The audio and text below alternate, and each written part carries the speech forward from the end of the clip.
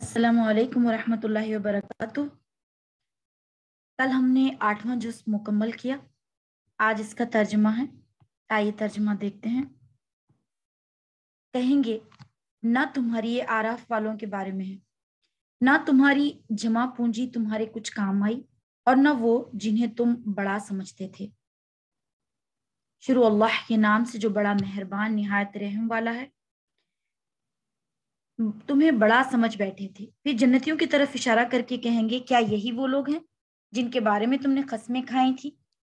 अल्लाह इनको अपनी रहमत का कोई हिस्सा नहीं देगा। उनसे तो कह दिया गया है, जन्नत में दाखिल हो जाओ, ना तुमको किसी चीज का डर होगा और ना तुम्हें कोई गम पेश आएगा। दोजख वाले जन्नत वालों से कहेंगे, हम पर थोड़ा सा पानी ही डाल दो। या अल्लाह ने तुम्हें जो नेमतें दी है, इनका कोई हिस्सा हम तक पहुंचा दो। वो जवाब देंगे, अल्लाह ने ये दोनों चीजें उन काफिरों पर हराम कर दी हैं जिन्होंने अपने दीन को खेल तमाशा बना रखा था, जिनको दुनियावी जिंदगी ने धोखे में डाल दिया था। चुनाचे आज हम इनको इसी तरह भुला देंगे जैसे वो इस बात को भुला बैठे थे कि इन्हें इस दिन का सामना करना है, जैसे वो हमारी आयतों का खुल्लम खुल्ला इनकार करते थे। इससे इशारा इन देवताओं की तरफ है जिनकी तरफ इन्होंने खुदाई में अल्लाह ताला का शरीक माना हुआ था। नीज उन सरदारों और पेशवाओं की तरफ भी जिन्हें बड़ा मानकर इन्होंने बेसोचे समझे इनकी पैरवी की थी और समझ बैठे थे कि ये लोग इन्हें अल्लाह ताला के गजब से बचा लेंगे। आइए आगे आयत नंबर 53। और हकीकत यह है कि हमने इनके पास एक ऐसी किताब ले आए जिसमें हमने अपने बुनियाद पर हर चीज की तफसील बता दी, और जो लोग ईमान लाए उनके लिए वो हिदायत और रहमत है। अब ये काफिर इस आखिरी अंजाम के सिवा किस बात के मुंतजिर हैं जो इस किताब में मज़कूर है, हालांकि जिस दिन वो आखिरी अंजाम आ गया जो इस किताब ने बताया है, उस दिन ये लोग उस अंजाम को भुला चुके थे।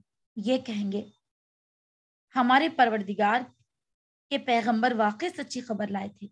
अब क्या हमें कुछ सिफारिशी मुयस्सर आ सकते हैं जो हमारी सिफारिश करें, या क्या ऐसा हो सकता है कि हमें दोबारा वहीं दुनिया में भेज दिया जाए ताकि हम बुरे काम पहले करते रहें, उनके बरखिलाफ दूसरे नेक अमल करें?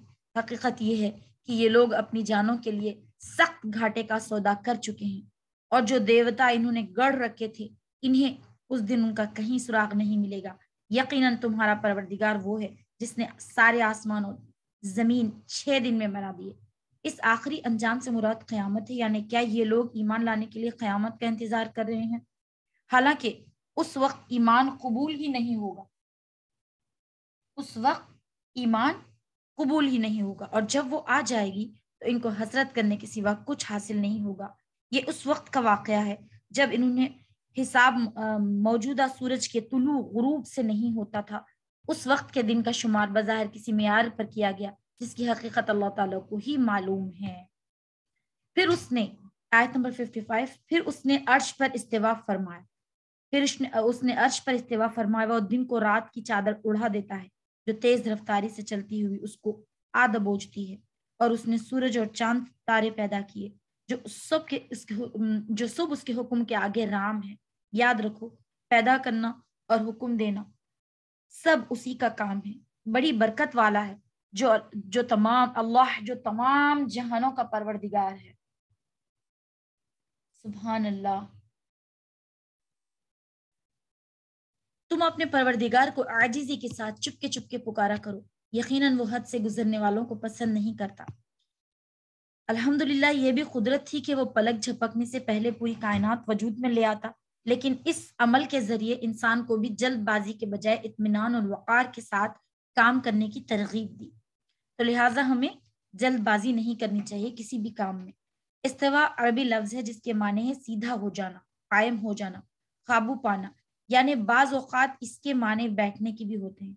अल्लाह ताला चूंकि जिस्म और मकान से पाक हैं, इसलिए इसके मायने समझना ये नहीं कि जिस तरह कोई इंसान तख्त पर बैठता है इस तरह माअज़ अल्लाह ताला भी अर्श पर बैठे हैं। इस्तिवा अल्लाह ताला की एक सिफत है, और जुमहूर अहले सुन्नत के नज़दीक इसकी ठीक ठीक कैफियत अल्लाह ताला के सिवा कोई नहीं जानता। इसे मुतशाबिहात में शुमार किया गया है جن کی کھود کرید میں پڑھنے کو سورہ آل عمران کے شروع میں خود قرآن کریم منع فرمایا ہے۔ چنانچہ اس کو کوئی بھی ترجمہ کرنا مغالطہ پیدا کر سکتا ہے، اسی بنا پر ہم نے یہاں اس کا ترجمہ نہیں کیا، نہ اس پر کوئی عملی مسئلہ موقوف ہے۔ اتنا ایمان رکھنا کافی ہے کہ اللہ تعالیٰ نے اپنی شان کے مطابق استوا فرمایا ہے، جس کی حقیقت ہماری عقل محدود کے ادراک سے باہر ہے۔ اللہ تعالیٰ آن حضرت صلی اللہ علیہ وسلم اس قسم کی دعائیں مانگنے کا مطالبہ وہ لوگ کرتے تھے آن حضرت صلی اللہ علیہ وسلم سے، اور زمین میں اس کی اصلاح کے بعد فساد برپا نہ کرو، اس کی عبادت اس طرح کرو کہ دل میں بھی خوف ہو اور امید بھی ہو۔ یقیناً اللہ کی رحمت نیک لوگوں سے قریب ہے، اور وہ اللہ ہے جو اپنی رحمت یعنی بارش کے آگے ہوائیں بھیجتا ہے جو بارش کی خوشخبری دیتی ہیں، یہاں تک کہ جب وہ بوجھل بادلوں کو اٹھا لیتی ہے تو ہم انہیں کسی مردہ زمین کی طرف ہنکا لے جاتے ہیں، پھر وہ وہاں پانی برساتے ہیں اور اس کے ذریعے ہر قسم کے پھل نکالتے ہیں، اسی طرح ہم مردوں کو بھی زندہ کر کے نکالیں گے۔ شاید ان باتوں پر غور کر کے تم سبق حاصل کر لو۔ زمین پر اللہ تعالیٰ نے جب انسانوں کو پیارے بہنوں بھیجنا شروع کیا تو نافرمانوں کو کوئی تصور نہیں تھا، اس طرح زمین کی اصلاح ہو چکی تھی۔ جن لوگوں نے بعد میں نافرمانی کی بیج بوئے، انہوں نے زمین کی اصلاح کے بعد فساد مچایا۔ عبادت کی شان تو یہی ہے کہ عبادت کرنے والے کے دل میں عبادت پر ناز ہونے کے بجائے یہ خوف ہونا چاہیے کہ نہ جانے عبادت کا حق میں ادا کر بھی سکا کہ نہیں، بے شک یہ اللہ تعالیٰ کی بارگاہ میں قبولیت کی مستحق ہے کہ نہیں۔ اسی طرح اپنی کوتاہیوں سے ہمیشہ معافی مانگنا چاہیے اور اللہ سے رحمت کی بنیاد پر امید رکھنا چاہیے۔ خوف اور اللہ تعالیٰ کی رحمت، ان دونوں چیزوں کا امتزاج ضروری ہے کسی بھی عبادت میں سچائی پیدا کرنے کے لیے۔ جس طرح اللہ تعالیٰ ایک مردہ زمین میں جان ڈال دیتا ہے، بالکل اسی طرح وہ مردہ انسانوں میں بھی قیامت کے دن جان ڈالے گا۔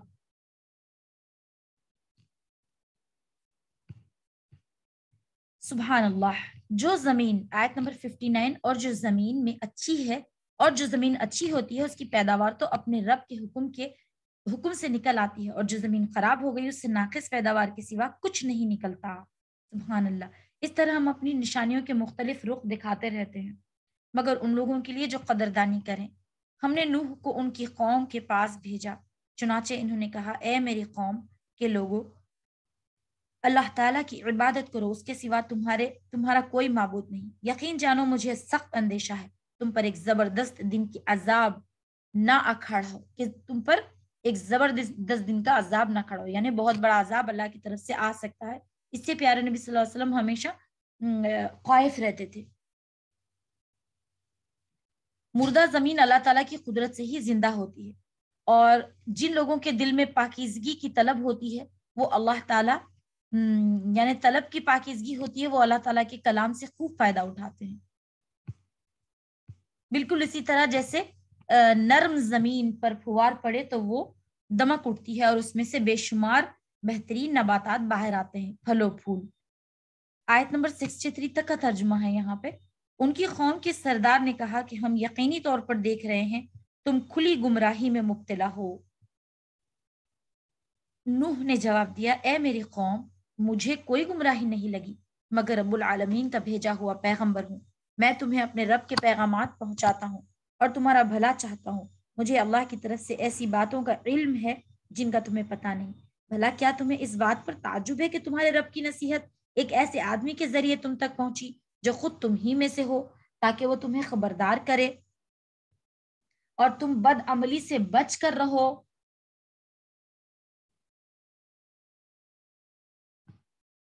اور تاکہ تم پر اللہ کی رحمت ہو۔ یقیناً علم حاصل کرنے کا کوئی راستہ نہیں، البتہ اتنی بات قرآن کریم سے واضح ہوتی ہے کہ اس طویل عرصے کے دوران بت پرستی کا رواج بڑھ گیا تھا۔ حضرت نوح علیہ السلام کی قوم نے بھی بہت سے بت بنا رکھے تھے جن کے نام سورہ نوح میں مذکور ہیں۔ حضرت نوح علیہ السلام نے 950 سال تک اس قوم کو حق کی تبلیغ فرمائی اور سمجھانے کا کوئی طریقہ نہیں چھوڑا۔ کچھ نیک بخت ساتھی جو زیادہ تر غریب طبقے سے تعلق رکھتے تھے ان پر ایمان لائے، لیکن قوم کی اکثریت نے کفر ہی کا راستے اختیار کرے، اور نوح علیہ السلام ان کو اللہ تعالیٰ کے عذاب سے ڈراتے رہے، لیکن جب وہ نہ مانے تو انہوں نے بد دعا دی پھر انہیں شدید طوفان نے غرق کر دیا۔ حضرت نوح علیہ السلام کے واقعے اور ان کی قوم کے آنے والے طوفان کی سب سے زیادہ تفصیل سورہ ہود میں ہے اور سورہ نوح میں آئے گی۔ اس کے علاوہ سورہ مومنون، سورہ شعراء اور سورہ قمر میں بھی اس کا واقعہ اختصار کے ساتھ بیان ہوا ہے۔ آئیے آیت نمبر 67 کو دیکھتے ہیں۔ پھر بھی انہوں نے نوح کا جھٹلایا، چنانچہ ہم نے ان کو اور کشتی میں ان کے ساتھیوں کو نجات دی اور ان سب کو غرق کر دیا جنہوں نے ہماری نشانیوں کو جھٹلایا۔ یقیناً وہ اندھے لوگ تھے۔ اور قوم عاد کی طرف سے ہم نے ان کے بھائی ہود کو بھیجا، انہوں نے کہا اے میری قوم اللہ کی عبادت کرو۔ قوم عاد بہت لمبے اور بہترین جسے کی مالک تھی، یعنی بہترین ڈیل ڈول کی مالک تھیں وہ لوگ، اونچے پورے لمبے، اس کے سوا تمہارا کوئی معبود نہیں، کیا پھر بھی تم اللہ سے نہیں ڈرو گے؟ ان کی قوم کے سردار جنہوں نے کفر اپنا رکھا تھا کہنے لگے ہم تو یقینی طور پر دیکھ رہے ہیں کہ تم بے وقوفی میں مبتلا ہو، پر بے شک ہمارا گمان یہ ہے کہ تم ایک جھوٹے آدمی ہو۔ اللہ اکبر، اللہ محفظنا۔ ہود نے کہا، دیکھیں کیسی پیغمبر کو جھوٹ کہہ رہے ہیں، اے میری قوم مجھے کوئی بے وقوفی لاحق نہیں ہوئی، بلکہ میرے رب العالمین کی طرف سے میں بھیجا ہوا پیغمبر ہوں۔ کشتی اور طوفان کا پورا واقعہ انشاءاللہ سورہ ہود میں آئے گا۔ قوم عاد عربوں کی ابتدائی نسل کی ایک قوم تھی جو حضرت عیسیٰ علیہ السلام سے کم از کم 2000 سال پہلے یمن کے علاقے حضر موت کے آس پاس آباد تھی۔ یہ لوگ اپنی جسمانی طاقت اور پتھروں کی تراشنے کے ہنر میں مشہور تھے۔ رفتہ رفتہ انہوں نے بت بنا کر ان کی پوجا شروع کر دی اور اپنی طاقت کے گھمنڈ میں مبتلا ہو گئے۔ حضرت ہود علیہ السلام ان کے پاس پیغمبر بنا کر بھیجے گئے اور انہوں نے اپنی قوم کو بڑی درد مندی سے سمجھانے کی کوشش کی۔ آیت نمبر 69، میں اپنے پروردگار کے پیغامات تم تک پہنچاتا ہوں اور میں تمہارا ایسا خیر خواہ ہوں جن پر تم اطمینان کر سکتے ہو۔ بھلا کیا تمہیں اس بات پر تعجب ہے کہ تمہارے رب کی طرف سے ایک ایسے آدمی کے ذریعے تم تک پہنچی جو تم میں سے خود ہی ہے، تاکہ وہ خبردار کرے، اور وہ وقت یاد کرو جب اس نے نوح علیہ السلام کی قوم کے بعد تمہیں جانشین بنایا اور جسم کی ڈیل ڈول میں تمہیں دوسروں سے بڑھا چڑھا کر رکھا، لہٰذا اللہ کی نعمتوں پر دھیان دو تاکہ تمہیں فلاح نصیب ہو۔ سبحان اللہ۔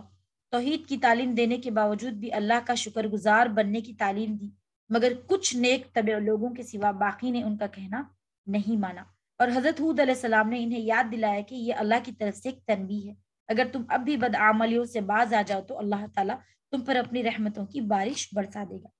دیکھیں یہاں پہ یہی اللہ تعالیٰ بیان فرما رہے ہیں کہ اگر ہم اللہ کی رحمت مانگے تو ہمیں مل جائے گی، اور گناہوں سے معافی کا بھی ہمارے لیے راستہ ہے، چاہے ہم نے کتنے ہی گناہ کیوں نہ کیے ہوں، بس اللہ سے سچے دل کے ساتھ توبہ اور آگے نہ کرنے کا عزم انشاءاللہ اللہ کی رحمت کا سبب بن جائے گا۔ وہ لوگ اتنے لمبے قد و قامت کے چوڑے تھے، سورہ فجر میں بھی اللہ تعالیٰ نے فرمایا ہے کہ اس جیسی قوم کسی بھی ملک میں پیدا نہیں کی گئی۔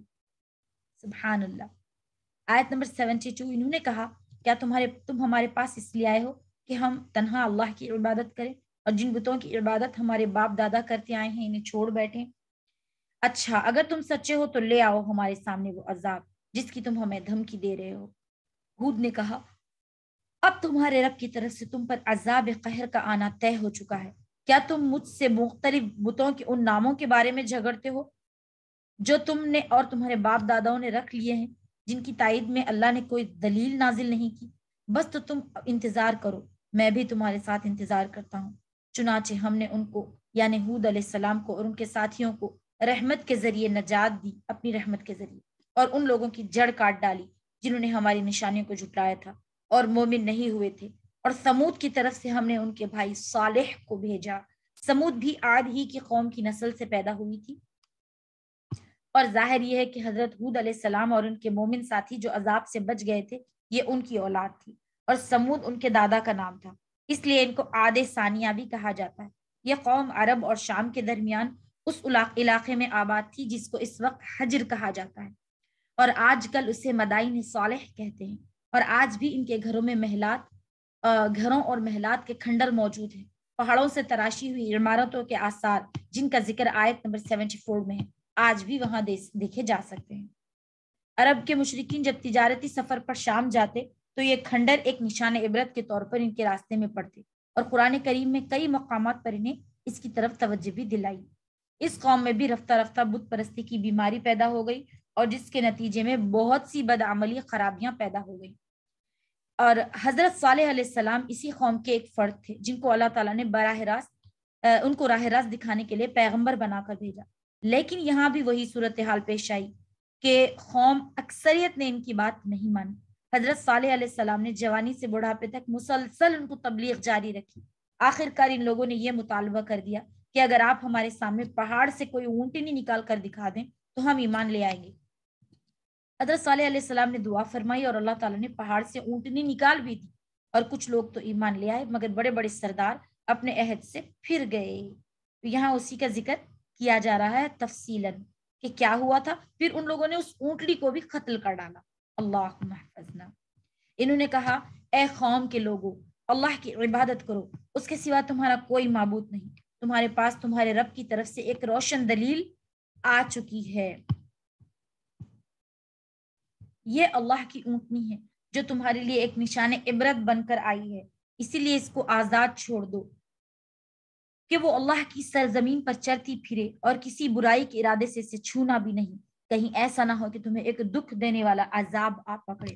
اور وہ وقت یاد کرو جب اللہ نے تمہیں قوم عاد کے بعد جانشین بنایا اور تمہیں اس زمین پر اس طرح بسایا کہ تم اس کے ہموار علاقے میں محل بناتے تھے اور پہاڑوں کے گھر تراش کر شکل دے دیتے تھے. لہٰذا اللہ کی نعمتوں پر دھیان دو اور زمین میں فساد مچاتے نہ پھرو. ان کی قوم کے سرداروں نے جو بڑی بڑائی کے گھمنڈ میں تھے ان کمزوروں سے پوچھا جو ایمان لے آئے, کیا تمہیں اس بات کا یقین ہے کہ صالح اپنے رب کی طرف سے بھیجے ہوئے پیغمبر ہیں؟ انہوں نے کہا بے شک ہم تو اس پیغام پر پورا ایمان رکھتے ہیں جو ان کے ذریعے بھیجا گیا ہے.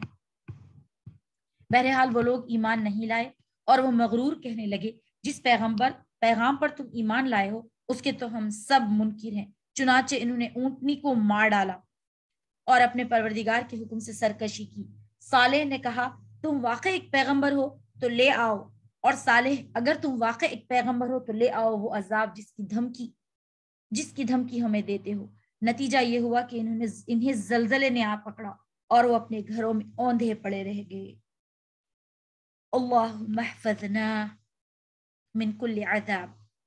اس موقع پر صالح ان سے منہ موڑ کر چل دیے اور کہنے لگے اے میری قوم, میں نے تمہیں اپنے رب کا پیغام پہنچایا, تمہاری خیر خواہی کی, مگر افسوس کہ تم خیر خواہوں کو پسند ہی نہیں کرتے تھے. اور ہم نے لوط کو بھیجا جب اس نے اپنی قوم سے کہا کیا تم اس بے حیائی کے ارتکاب کرتے ہو جو تم سے پہلے دنیا جہان کے کسی شخص نے نہیں کی.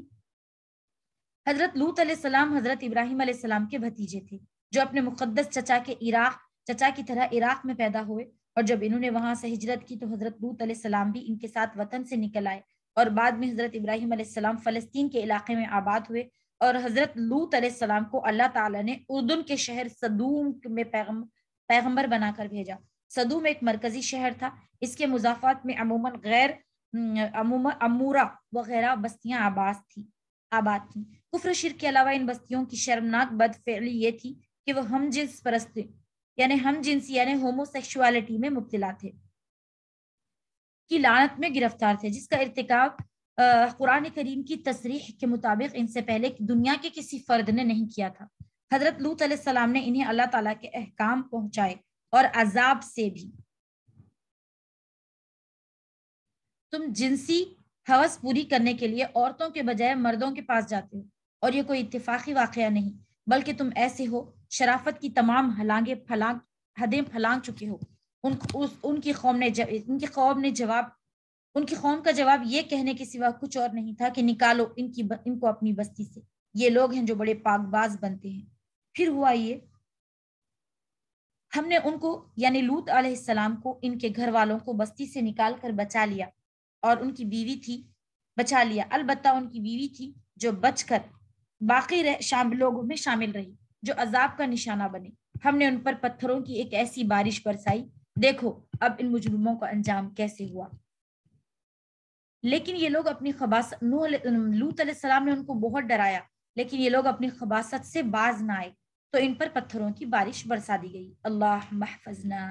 اور ان تمام بستیوں کو الٹ دیا گیا. آج بحر میت ڈیڈ سی کے نام سے جو سمندر ہے, کہتے ہیں یہ بستیاں تو اس میں ڈوب گئی ہیں یا آس پاس تھی, ان کا نشان واضح نہیں رہا. حضرت لوط علیہ السلام کا اس قوم کے ساتھ نسبی تعلق نہیں تھا, پھر بھی اس آیت میں اسے حضرت لوط علیہ السلام کی قوم کہا گیا کیونکہ یہ وہ امت تھی جس کی طرف ان کو بھیجا گیا تھا۔ ان کے واقعے کی سب سے زیادہ تفصیل سورہ ہود میں آئے گی۔ اس کے علاوہ سورہ حجر، سورہ شعراء اور سورہ عنکبوت میں بھی ان کے واقعے کی کچھ تفصیلات بیان ہوئی۔ نیز سورہ ذاریات اور سورہ تحریم میں بھی ان کے مختصر حوالے آئے ہیں۔ اور مدین کی طرف ہم نے ان کے بھائی شعیب کو بھیجا۔ انہوں نے کہا، اے میری قوم کے لوگوں، اللہ کی عبادت کرو، اس کے سوا تمہارا کوئی معبود نہیں۔ تمہارے پاس تمہارا پروردگار کی طرف سے ایک روشن دلیل آ چکی ہے، لہذا ناپ تول پورا کیا کرو، اور جو چیزیں لوگوں کی ملکیت ہے ان میں ان کی حق تلفی نہ کرو۔ مدین ایک قبیلے کا نام ہے۔ اس کے نام پر ایک بستی ہے جس میں حضرت شعیب علیہ السلام کو پیغمبر بنا کر بھیجا گیا۔ ان کا زمانہ حضرت موسیٰ علیہ السلام سے کچھ پہلے کا ہے، اور بعض روایت میں ہے وہی حضرت موسیٰ علیہ السلام کے خسر تھے۔ یہ ایک سرسبز و شاداب علاقہ تھا اور یہاں کے لوگ خاصے خوشحال تھے۔ رفتہ رفتہ ان میں بھی کفر و شرک کے علاوہ بہت سی بدعنوانیاں رواج پا گئیں۔ ان کے بہت سے لوگ ناپ تول میں دھوکہ دیتے تھے، اور بہت زور آور لوگوں نے راستوں پر چوکیاں بنا رکھی تھی جو گزرنے والوں سے زبردستی ٹیکس وصول کرتے، اور کچھ لوگ ڈاکے بھی ڈالتے تھے۔ نیز جو لوگ حضرت شعیب علیہ السلام کے پاس جاتے نظر آتے انہیں روکتے، تنگ کرتے۔ ان کی بدعنوانیوں کا ذکر اگلی 2 آیتوں میں آ رہا ہے۔ حضرت شعیب علیہ السلام کو اللہ تعالیٰ نے اپنی قوم کے لیے پیغمبر بنا کے بھیجا۔ انہوں نے مختلف طریقوں سے اپنی قوم کو راہ راست پر لانے کی کوشش کی۔ بہرحال اس کا ذکر یہاں پہ تفصیلاً ہے۔ اس سے معلوم ہوتا ہے کہ قوم میں ناپ تول میں کمی اور دوسرے طریقوں سے بھی لوگوں کی حق تلفی کیا کرتی تھی۔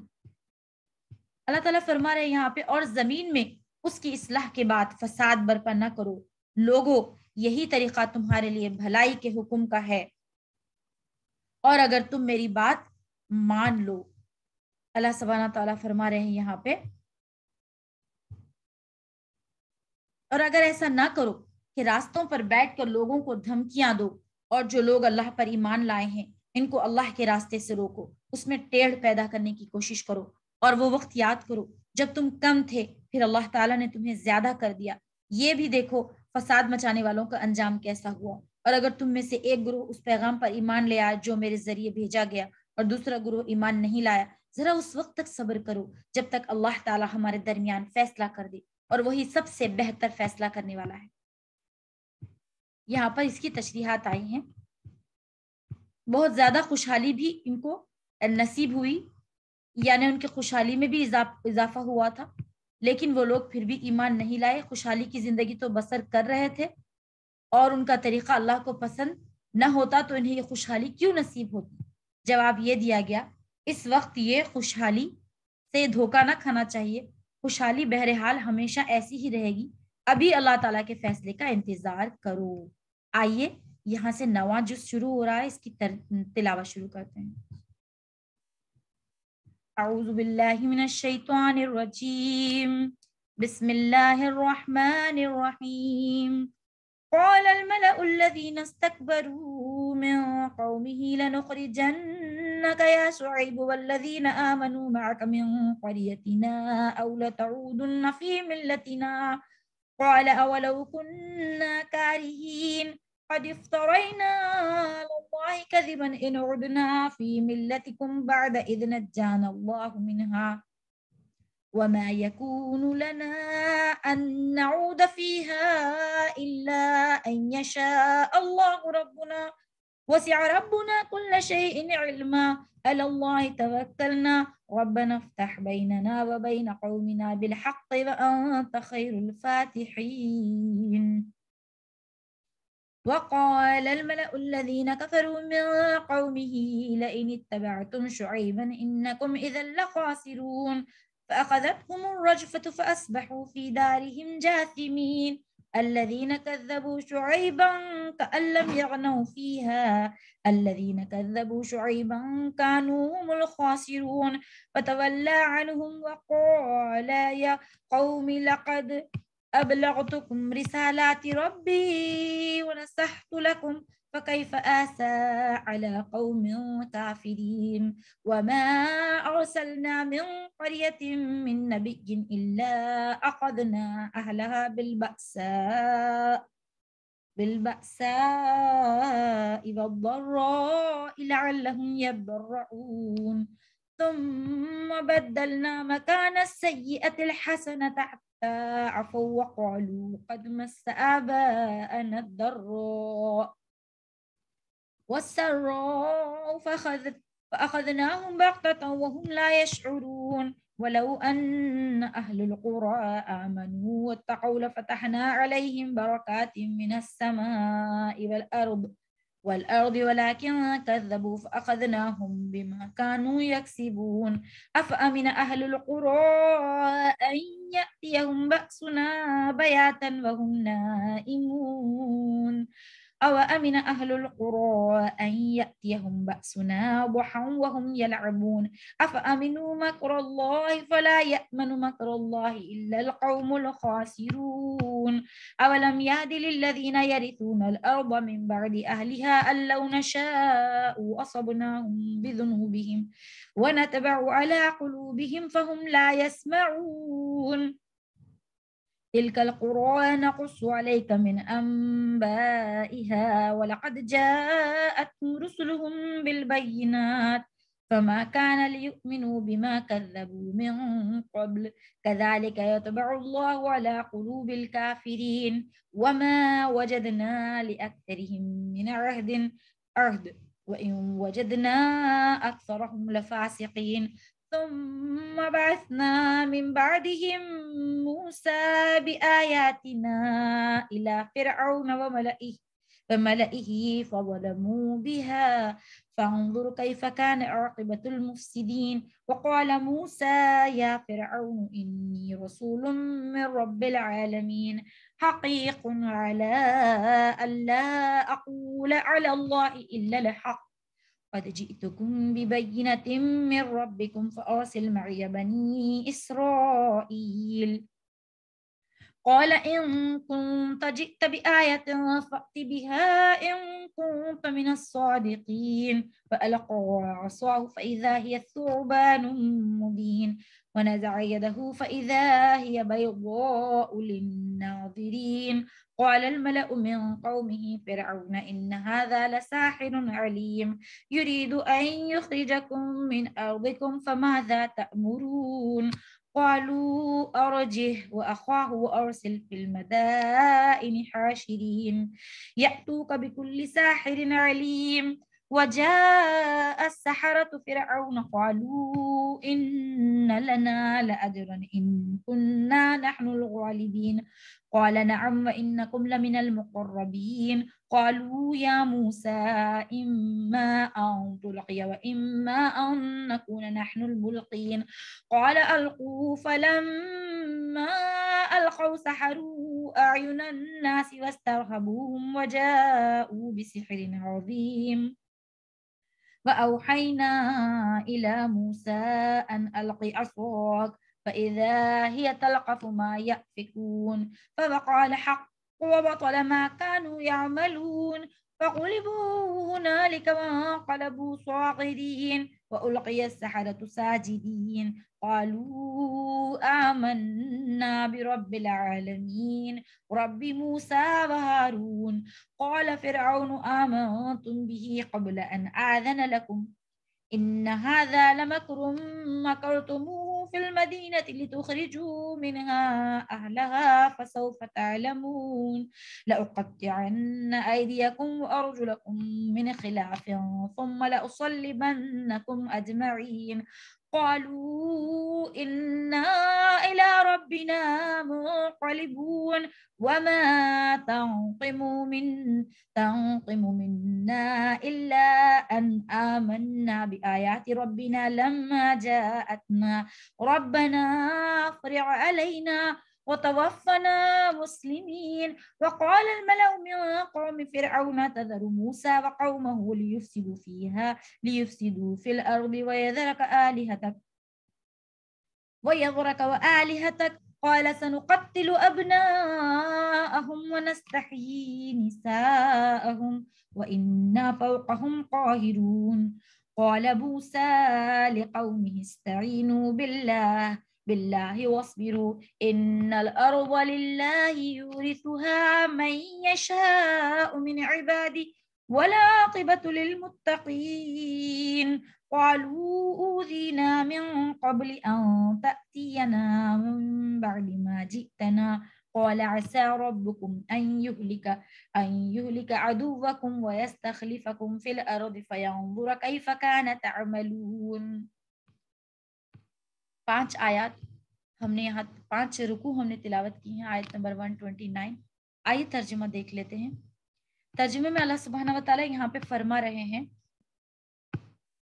ان کی قوم کے سردار جو بڑی گھمنڈ میں مبتلا تھے کہنے لگے اے شعیب ہم نے پکا ارادہ کر لیا ہے کہ ہم تمہیں اور تمہارے تمام ایمان لانے والوں کو اپنی بستی سے نکال باہر کریں گے ورنہ تم سب کو ہمارے دین میں واپس آنا پڑے گا. شعیب نے کہا اچھا اگر ہم تمہارے دین سے نفرت کرتے ہوں تب بھی ہم اللہ پر جھوٹا بہتان باندھیں گے. اگر تمہارے دین کی طرف لوٹ آئیں گے جبکہ اللہ نے ہمیں اس سے نجات دی ہے ہمارے لیے تو یہ ممکن ہی نہیں اس کی طرف واپس جائیں. ہاں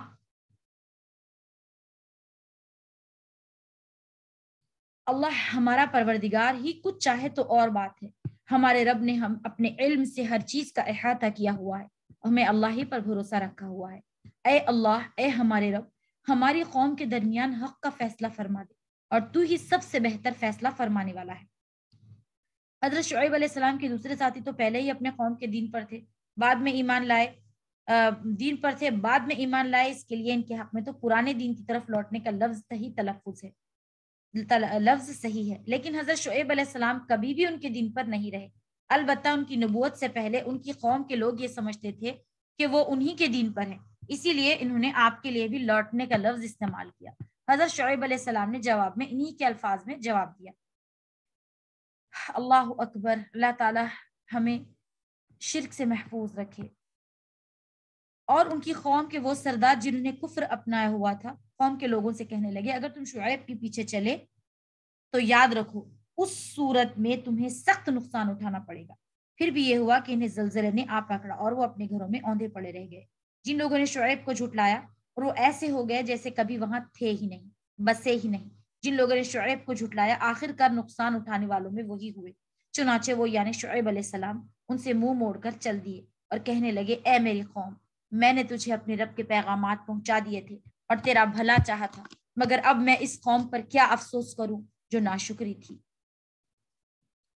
ہم نے اپنی طرف سے تو یہ پکا ارادہ کر لیا ہے کہ کبھی تمہارا دین اختیار نہیں کریں گے یہ وہ لوگ کہتے ہیں لیکن اپنے اس عزم پر عمل اللہ تعالیٰ کی توفیق کے بغیر بھی ممکن نہیں. جو لوگ اچھے دین کی طرف ارادہ رکھتے ہیں اگر وہ چاہے تو ہمارے دلوں کو پھیر سکتا ہے.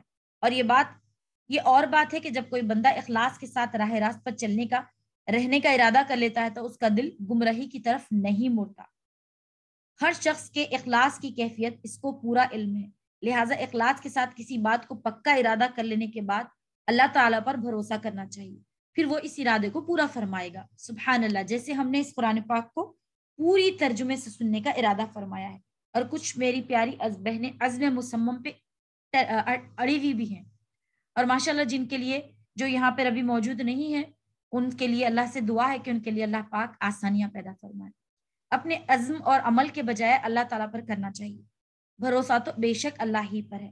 اس قوم پر جو عذاب آیا اس کا ذکر قرآن کریم میں یہاں زلزلے کا فرمایا ہے اور اس کو صیحہ یعنی چنگھاڑ سے تعبیر فرمایا ہے. الذلہ یعنی سائبان کے دن کا عذاب فرمایا گیا ہے. حضرت ابن عباس رضی اللہ تعالیٰ عنہ سے ایک روایت یہ ہے کہ ان لوگوں پر پہلے سخت گرمی پڑی جس سے یہ بلبلا اٹھے پھر شہر سے باہر ایک بادل آیا جس میں ٹھنڈی ہوا تھی. یہ لوگ گھروں سے نکل کر اس کے نیچے جمع ہو گئے. اس وقت اس بادل سے آگ برسائی گئی جسے سائبان سے تعبیر کیا گیا اور پھر زلزلہ آیا. اللہم احفظنا. اور زلزلے کے ساتھ عموماً آواز بھی ہوتی ہے جسے چنگھاڑ کہا جاتا ہے. آیت نمبر 94. اور ہم نے جس کسی بستی میں کوئی پیغمبر بھیجا اس میں رہنے والوں کو بدحالی اور تکلیفوں میں گرفتار پایا تاکہ وہ عاجزی اختیار کریں. سبحان اللہ. اللہ اکبر. اللہ اکبر. ایسی برے عذاب لوگوں پر آئے ہیں پہلے. اللہ تعالیٰ ہر قسم کے پیارے نبی صلی اللہ علیہ وسلم نے مکمل قوم پر عذاب نہ آنے کے لیے خاص دعا فرمائی ہے۔ اسی لیے پوری دنیا کے کچھ حصوں پر عذاب آتا ہے، پوری دنیا پہ ایک ساتھ نہیں آتا۔ بس جب قیامت آئے گی تبھی ساری دنیا ختم ہو جائے گی ایک ساتھ۔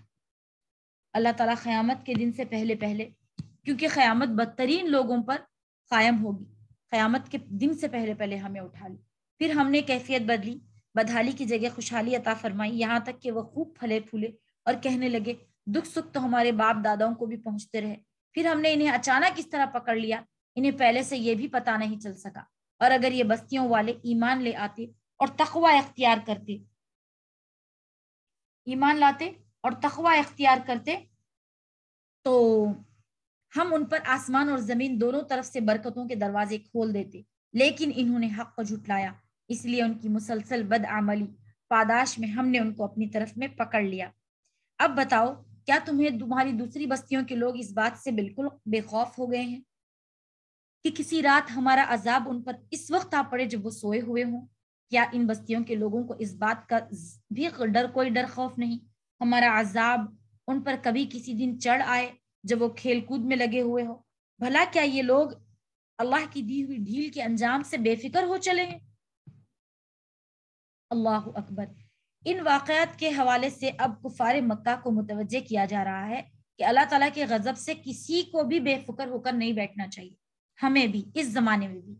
اور یہ بات صرف کفار مکہ ہی کے لیے نہیں ہے، بلکہ ہر وہ شخص جو کسی گناہ، بدعملی یا ظلم میں مشغول ہو، اسے ان آیت کریمہ کا ہمیشہ دھیان رکھنا چاہیے۔ یہاں اصل لفظ مکر ہے، جس کے معنی عربی میں ایسی خفیہ تدبیر کے ہوتے ہوئے جس کا مقصد وہ شخص نہ سمجھے جس کے خلاف کاروائی کی جا رہی ہے۔ اللہ تعالیٰ کی طرف سے ایسی تدبیر کا مطلب یہ ہے کہ اللہ تعالیٰ بعض لوگوں کو ان کی بدعمالیوں کے باوجود دنیا میں خوشحالی اور ظاہری خوشیاں عطا فرماتے ہیں، جس کا مقصد انہیں ڈھیل دینا ہوتا ہے۔ جب وہ اپنی بدعملی میں بڑھتے ہی چلے جاتے ہیں تو پھر ان کو ایک دم سے پکڑ لیا جاتا ہے۔ اللہ محفظنا۔ آیت نمبر 102 تک یہاں پہ ترجمہ ہے۔ اگر ایسا ہے تو یہ یاد رکھیں، اللہ کی دی ہوئی ڈھیل سے وہی لوگ بے فکر ہو کر بیٹھتے ہیں جو آخر کار نقصان اٹھانے والے ہوتے ہیں۔ جو لوگ کسی زمین کے باشندوں کی ہلاکت کے بعد اس کے وارث بن جاتے ہیں، بھلا کیا ان کو یہ سبق نہیں ملا کہ اگر ہم چاہیں تو ان کو بھی ان کے گناہوں کی وجہ سے کسی مصیبت میں مبتلا کر دیں؟ اور جو لوگ اپنی ضد کی وجہ سے یہ سبق نہیں لیتے، ہم ان کے دلوں پر مہر لگا دیتے ہیں، جس کے نتیجے میں وہ کوئی بات نہیں سنتے۔ اللہ تعالی ہم میں سے کسی کے دل پر مہر نہ لگائے اور ہمیں معاف فرما دے، اور ہمارے دلوں کو بالکل پاک و صاف بنا کے اپنے نور، اپنی محبت سے بے انتہا چمکدار بنا دے۔ یہ ہیں وہ بستیاں جن کے واقعات ہم تمہیں سنا رہے ہیں، اور حقیقت یہ ہے کہ ان سب کے پاس ان کے پیغمبر کھلے کھلے دلائل لے کر آئے، مگر جس بات کو وہ پہلے جھٹلا چکے تھے اس پر کبھی ایمان لانے کو تیار نہیں ہوئے۔ جو لوگ کفر کو اپنا چکے ہوتے ہیں ان کے دلوں پر اللہ تعالیٰ اس طرح مہر لگا دیتا ہے، ہم ان کی اکثریت میں عہد کی کوئی پاسداری نہیں پائی، اور واقع یہ ہے کہ ان میں سے اکثر لوگوں کو ہم نے نافرمان ہی پایا ہے۔ اللہ تعالی ہم تمام کو اپنی رحمت کے سائے میں رکھے اور ہمارے گناہوں کو معاف فرما دے۔ پھر ہم نے ان سب پر بعد موسیٰ کے اپنی نشانیوں کے ساتھ فرعون اور اس کے سرداروں کے پاس بھیجا، تو انہوں نے بھی ان نشانیوں کی ظالمانہ ناقدری کی۔ اب دیکھو ان مفسدوں کا انجام کیسا ہوا۔ موسیٰ نے کہا، اے فرعون، یقین جانو میں رب العالمین کی طرف پیغمبر بنا کر آیا ہوں۔ یہاں سے آیت نمبر 62 تک حضرت موسیٰ علیہ السلام کے واقعے کی کچھ اہم تفصیل حصے یہاں پر بیان ہو رہے ہیں۔ اس صورت میں آپ کی فرعون کے ساتھ گفتگو اور اس کے غرق ہونے کی تفصیل، نیز حضرت موسیٰ علیہ السلام کو تورات عطا ہونے کے واقعات پیش آ رہے ہیں۔ آپ حضرت یعقوب علیہ السلام کی چوتھی پشت میں آئے تھے۔ حضرت موسیٰ حضرت یعقوب علیہ السلام کی چوتھی پشت میں آئے تھے، یعنی حضرت یعقوب علیہ السلام کے بیٹے، بیٹے کے بیٹے، بیٹے کے بیٹے، بیٹے کے بیٹے۔ سورہ یوسف میں قرآن کریم نے بتایا ہے، حضرت یوسف علیہ السلام نے جب مصر کے وزیر خزانہ بن گئے تو انہوں نے اپنے والدین اور بھائیوں کو فلسطین سے مصر بلا لیا۔ اسرائیلی روایات سے معلوم ہوتا ہے کہ حضرت یعقوب علیہ السلام کی ساری اولاد جو بنو اسرائیل کہلائی پھر وہیں آباد ہو گئی، اور مصر کے بادشاہ نے ان کو شہری آبادی سے الگ ایک علاقہ بنوا کر دے دیا۔ مصر کے ہر بادشاہ کو فرعون کہا جاتا ہے، حضرت یوسف علیہ السلام کی وفات کے بعد رفتہ رفتہ مصر کے بادشاہوں نے بنی اسرائیل کو اپنا غلام بنانا شروع کر دیا، اور دوسری طرف تکبر میں آ کر انہی میں ایک فرعون، جس کا نام جدید تحقیق کے مطابق منفتح تھا، خدائی کا دعویٰ دار بن بیٹھا۔ ان حالات میں حضرت موسیٰ علیہ السلام کو پیغمبر بنا کر اس کے پاس بھیجا گیا۔ ان کی پیدائش، مدین کی طرف ہجرت، پھر نبوت عطا ہونے کے واقعات انشاءاللہ سورہ طٰہٰ میں آئیں گی۔ سورہ طٰہٰ سورہ نمبر 20، سورہ قصص سورہ نمبر 28 میں آئیں گے۔ اس کے علاوہ مزید صورتوں میں آپ ان کے واقعات کے مختلف حصے بیان سنیں گے انشاءاللہ۔ لیکن فرعون کے ساتھ ان کے جو واقعات پیش آئے ہیں اس کا تذکرہ یہاں پر ہو رہا ہے۔ آئیے آگے ذکر فرمایا جا رہا ہے، میرا فرض ہے کہ میں اللہ کی طرف منسوب کر کے حق کے سوا کوئی اور بات نہ کہوں۔ میں تمہارے پاس تمہارے پروردگار کی طرف سے ایک کھلی نشانی اور دلیل لے کر آیا ہوں، ایک کھلی دلیل لے کر آیا ہوں، لہٰذا بنی اسرائیل کو میرے پاس بھیج دو۔ اس نے کہا اگر تم کوئی نشانی لے کر آئے ہو تو اسے پیش کرو، اگر تم سچے آدمی ہو۔ اس پر موسیٰ علیہ السلام نے اپنی لاٹھی پھینکی تو اچانک وہ ایک صاف اژدہا بن گیا۔ اژدہا یعنی بہت بڑا کوبرا جیسا سانپ، بہت بڑا، جو کہ ایک انسان کو بھی زندہ نگل سکتا ہے، اور اپنا ہاتھ گریبان سے کھینچا تو وہ سارے دیکھنے والوں کے لیے یکایک چمکنے لگا۔ فرعون کو ید بیضا کہا جاتا ہے اسے۔ قوم کے سردار ایک دوسرے سے کہنے لگے یہ یقینی طور پر بڑا ماہر جادوگر ہے، یہ چاہتا ہے کہ تمہیں تمہاری زمین سے باہر نکالے۔ اب بتاؤ تمہاری کیا رائے ہے؟ انہوں نے کہا ذرا اس کو اور اس کے بھائی کو کچھ مہلت دو اور تمام شہروں میں ہرکارے بھیج دو تاکہ وہ تمام ماہر جادوگروں کو جمع کر کے تمہارے پاس لے آئے۔ یہ 2 معجزے تھے جو اللہ تعالیٰ نے موسیٰ علیہ السلام کو عطا فرمائے تھے۔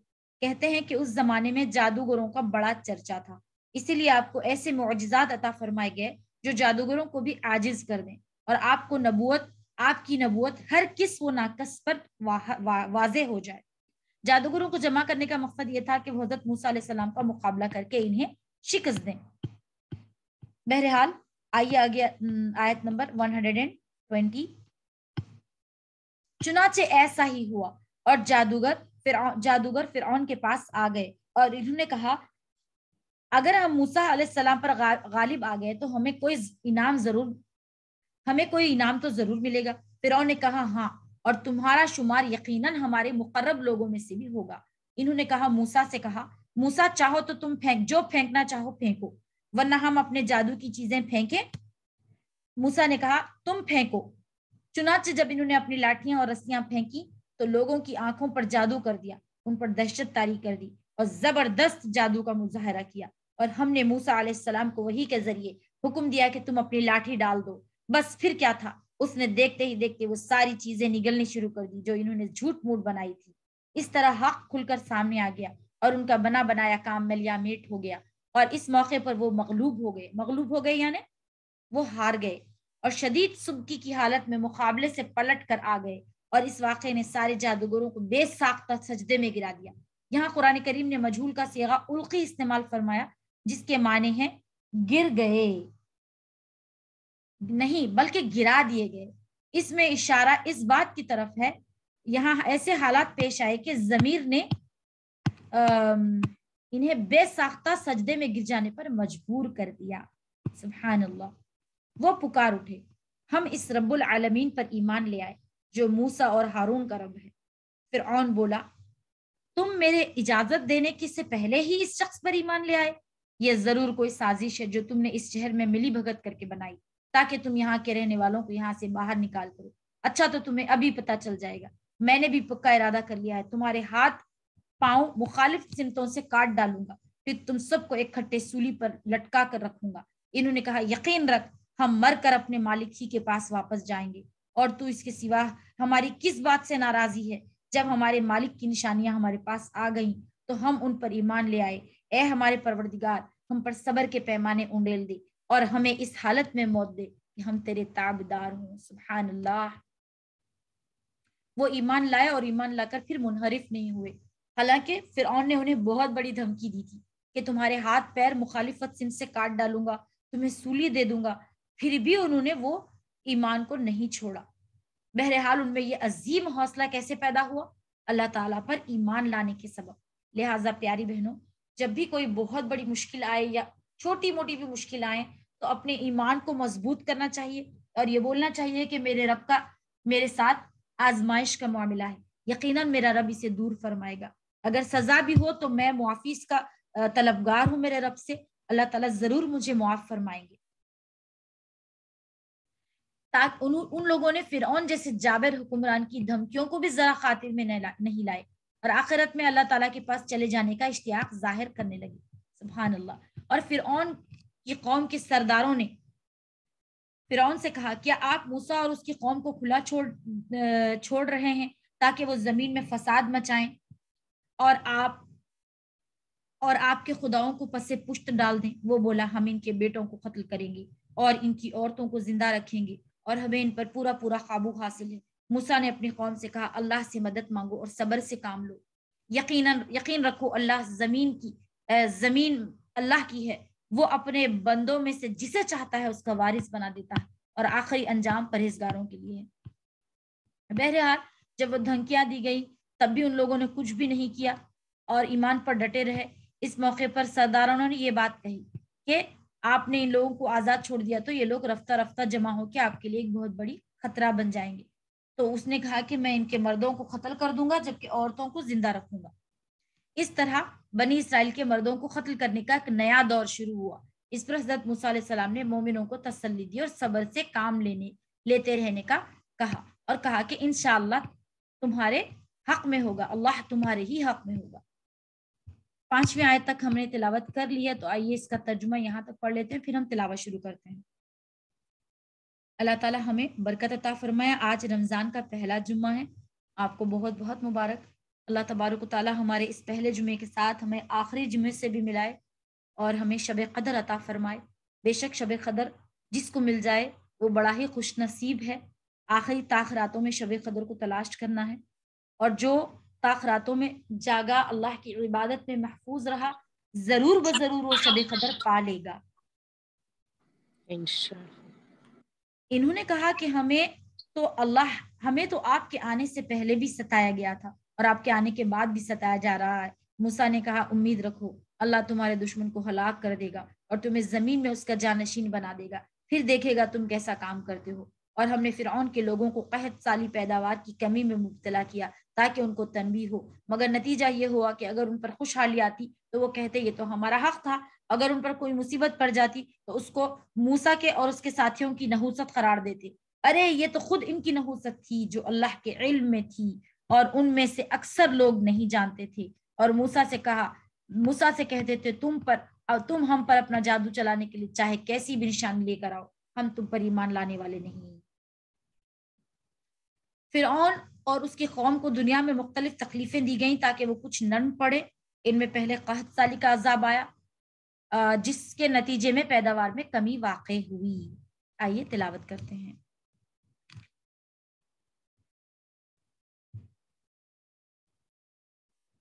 بسم اللہ الرحمن الرحیم۔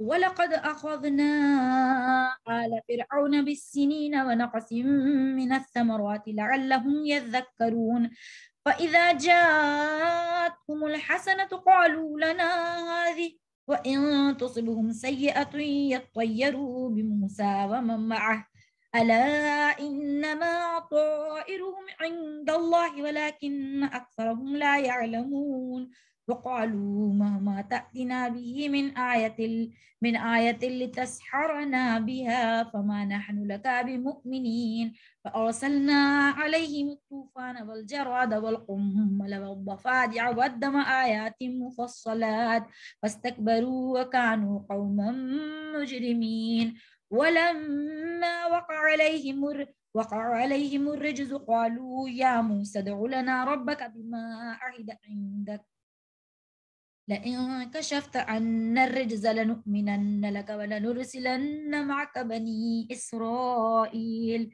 فلما كشفنا عنهم الرجز إلى أجل هم أجل هم بالغوه إذا هم ينكثون فانتقمنا منهم فأغرقناهم في اليم بأنهم كذبوا بآياتنا وكانوا عنها غافلين وأورثنا القوم الذين كانوا يستضعفون مشارق الأرض ومغاربها التي باركنا فيها وتمت كلمة ربك الحسنى على بني إسرائيل بما صبروا ودمرنا ما كان يصنع فرعون وقومه وما كانوا يعرشون وجاوزنا ببني إسرائيل البحر فآتوا على قوم يعكفون على أصنام لكم قالوا يا موسى اجعل لنا إلها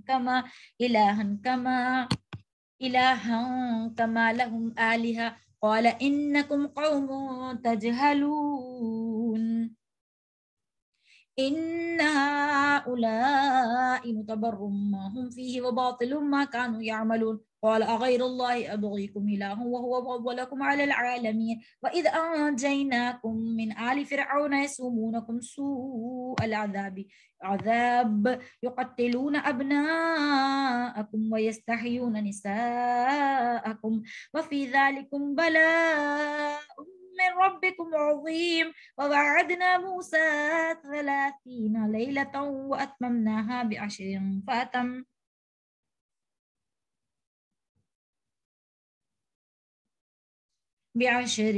فتم ميقات ربي 40 ليلة وقال موسى لأخيه هارون اخلفني في قومي وأصلح ولا تتبع سبيل المفسدين ولما جاء موسى لميقاتنا وكلمه ربه قال رب أرني أنظر إليك قال أنظر إليك قال لن تراني ولكن انظر إلى الجبل فإن استقر مكانه فسوف تراني فلما تجلى ربه للجبل جعله دكا وخر موسى صعقا فلما فاق قال سبحانك تبت إليك وأنا أول المؤمنين قال يا موسى إني اصطفيتك على النساء برسالاتي وبكلامي فخذ ما آتيتك وكن من الشاكرين وكتبنا له في الألواح من كل شيء موعظة وتفصيلا لكل شيء فخذ بقوة وأمر قومك يأخذوا بأحسنها سأريكم دار الفاسقين سأصرف عن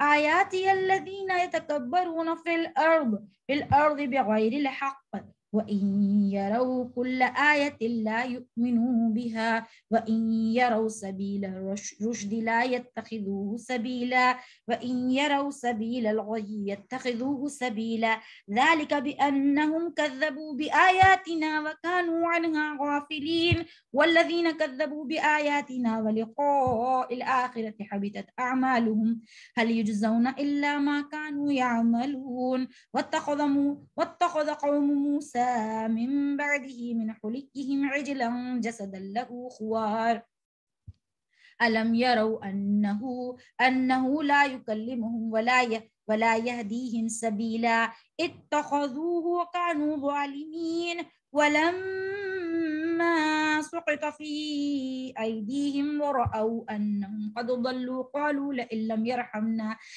لم يرحمنا ربنا ويغفر لنا لنكونن من الخاسرين ولما رجع موسى إلى قومه غضبان أسفا قال بئس ما خلفتموني من بعدي أعجلتم أمر ربكم وألقى الألواح وأخذ برأس أخيه يجره إليه قال ابن إن القوم استضعفوني وكادوا يقتلونني فلا تشمت بي الأعداء ولا تجعلني مع القوم الظالمين قال رب اغفر لي ولأخي وأدخلنا في رحمتك وأنت أرحم الراحمين إن الذين اتخذوا العجل سينالهم غضب من ربهم وذلة في الحياة الدنيا وكذلك نجزي المفترين والذين عملوا السيئات ثم تابوا من بعدها وآمنوا إن ربك من بعدها لغفور رحيم ولما سكت عن موسى الغضب أخذ الألواح في نسختها هدى ورحمة للذين هم لربهم يرهبون واختار موسى قومه 70 رجلا لميقاتنا فلما أخذتهم الرجفة ربي لو شئت أهلكتهم من قبل وإياه أتهلكنا بما فعل السفهاء منا إن هي إلا فتنتك تضل بها من تشاء وتهدي من تشاء أنت ولينا فاغفر لنا وارحمنا وأنت خير الغافرين واكتب لنا في هذه الدنيا حسنة وفي الآخرة إنا هدنا إليك قال عذابي يصيب به من أشاء ورحمتي وسعت كل شيء فسأكتبها للذين يتقون ويؤتون الزكاة والذين هم بآياتنا يؤمنون الذين يتبعون الرسول النبي الأمي الذي يجدونه مكتوبا عندهم في التوراة والإنجيل يأمرهم بالمعروف وينهاهم عن المنكر ويحل لهم الطيبات ويحرم عليهم الخبائث ويضع عنهم إصرهم والأغلال التي كانت عليهم والذين آمنوا به وعزروه ونصروه واتبعوا النور الذي أنزل معه أولئك هم المفلحون قل يا أيها الناس إني رسول الله إليكم جميعا الذي له ملك السماوات والأرض لا إله إلا هو يحيي ويميت وآمنوا بالله ورسوله النبي الأمي الذي يؤمن بالله وكلمته واتبعوه لعلكم تهتدون ومن قوم موسى أمة يهدون بالحق وبه يعدلون وقطعناهم 12 أسباطا أمما أوحينا إلى موسى إذ استسقاه قومه أن اضرب بعصاك الحجر فانبجست منه 12 عينا قد علم كل أناس مشربهم وظللنا عليهم الغمام وأنزلنا عليهم المن والسلوى كلوا من طيبات ما رزقناكم وما ظلمونا ولكن كانوا أنفسهم يظلمون وإذ قيل لهم اسكنوا هذه القرية وكلوا منها حيث شئتم وقولوا حطة وادخلوا الباب سجدا نغفر لكم خطيئاتكم سنزيد المحسنين فبدل الذين ظلموا منهم قولا غير الذي قيل لهم فأرسلنا عليهم رجزا من السماء بما كانوا يظلمون. آیت نمبر 162. الحمدللہ 20 رکو یہاں کے سورۃ الاعراف کے اور 10 رکو سورہ 9 پارے کے مکمل ہوا. آیت ترجمہ دیکھ لیتے ہیں. چنانچہ ہم نے ان پر طوفان، ٹڈیوں، گھن، کیڑوں، مینڈکوں اور خون کی بلائیں چھوڑی. اللہ اکبر. اللہم احفظنا من کل عذاب. جو سب علیحدہ علیحدہ نشانیاں تھیں، پھر بھی انہوں نے تکبر کیا، تکبر کا مظاہرہ کیا اور وہ بڑی مجرم لوگ تھے. اللہ اکبر. جب ان پر عذاب آ پڑتا تو کہتے اے موسیٰ تمہارے پاس اللہ کا جو عہد ہے اس کا واسطہ دے کر ہمارے لیے اپنے رب سے دعائیں کرو. وہ ایسے کہتے کہ اپنے رب سے دعا کریے یہ عذاب ہم سے دور ہو جائے. اگر واقعی تم نے ہم سے عذاب ہٹا دیا تو ہم تمہاری بات مان لیں گے. اور بنی اسرائیل کو ضرور تمہارے ساتھ بھیج دیں گے۔ پھر جب ان پر سے عذاب کو اتنی مدت کے لیے ہٹا لیتے جس تک انہیں پہنچنا ہی تھا، وہ ایک دم اپنے وعدے سے پھر جاتے۔ اللہ اکبر۔ یہ مختلف قسم کے عذاب تھے جو یک کے بعد دیگر ان لوگوں پر آتا رہا۔ ٹڈیوں کا، کبھی وہ کھیتوں کو برباد کر ڈالا وہ ٹڈی، اور خونی یعنی یہ بلا دور ہوئی اور پھر ان کے پاس، لہٰذا وہ پھر بھی ایمان نہ لائے تو ٹڈی دلوں نے کھیتوں کو برباد کر ڈالا۔ پھر وہی وعدے کیے کہ ہمارے پاس اگر یہ عذاب ہٹ جائے گا تو ہم ایمان لا لیں گے، تو ان کی پھر بھی وہ ایسا نہ ہوئے اور خوشحالی آنے لگی، یہ پھر مطمئن ہو کر بیٹھ گئے اور ایمان نہ لائے، تو ان کی پیداوار کو گھن لگا دیا۔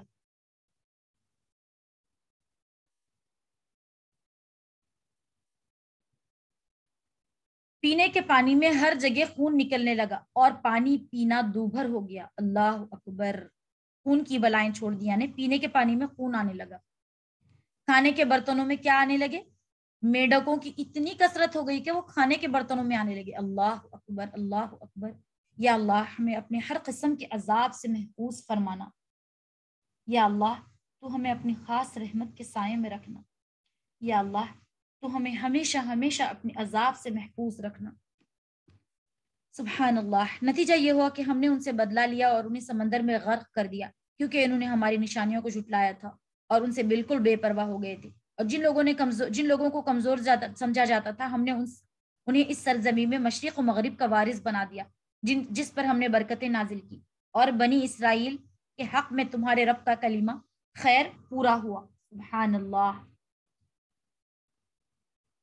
کلمہ پورا ہوا، کیونکہ انہوں نے صبر سے کام لیا، اور فرعون اور اس کی قوم جو کچھ بناتی چڑھاتی رہی تھی، اس سب کو ہم نے ملیا میٹ کر دیا۔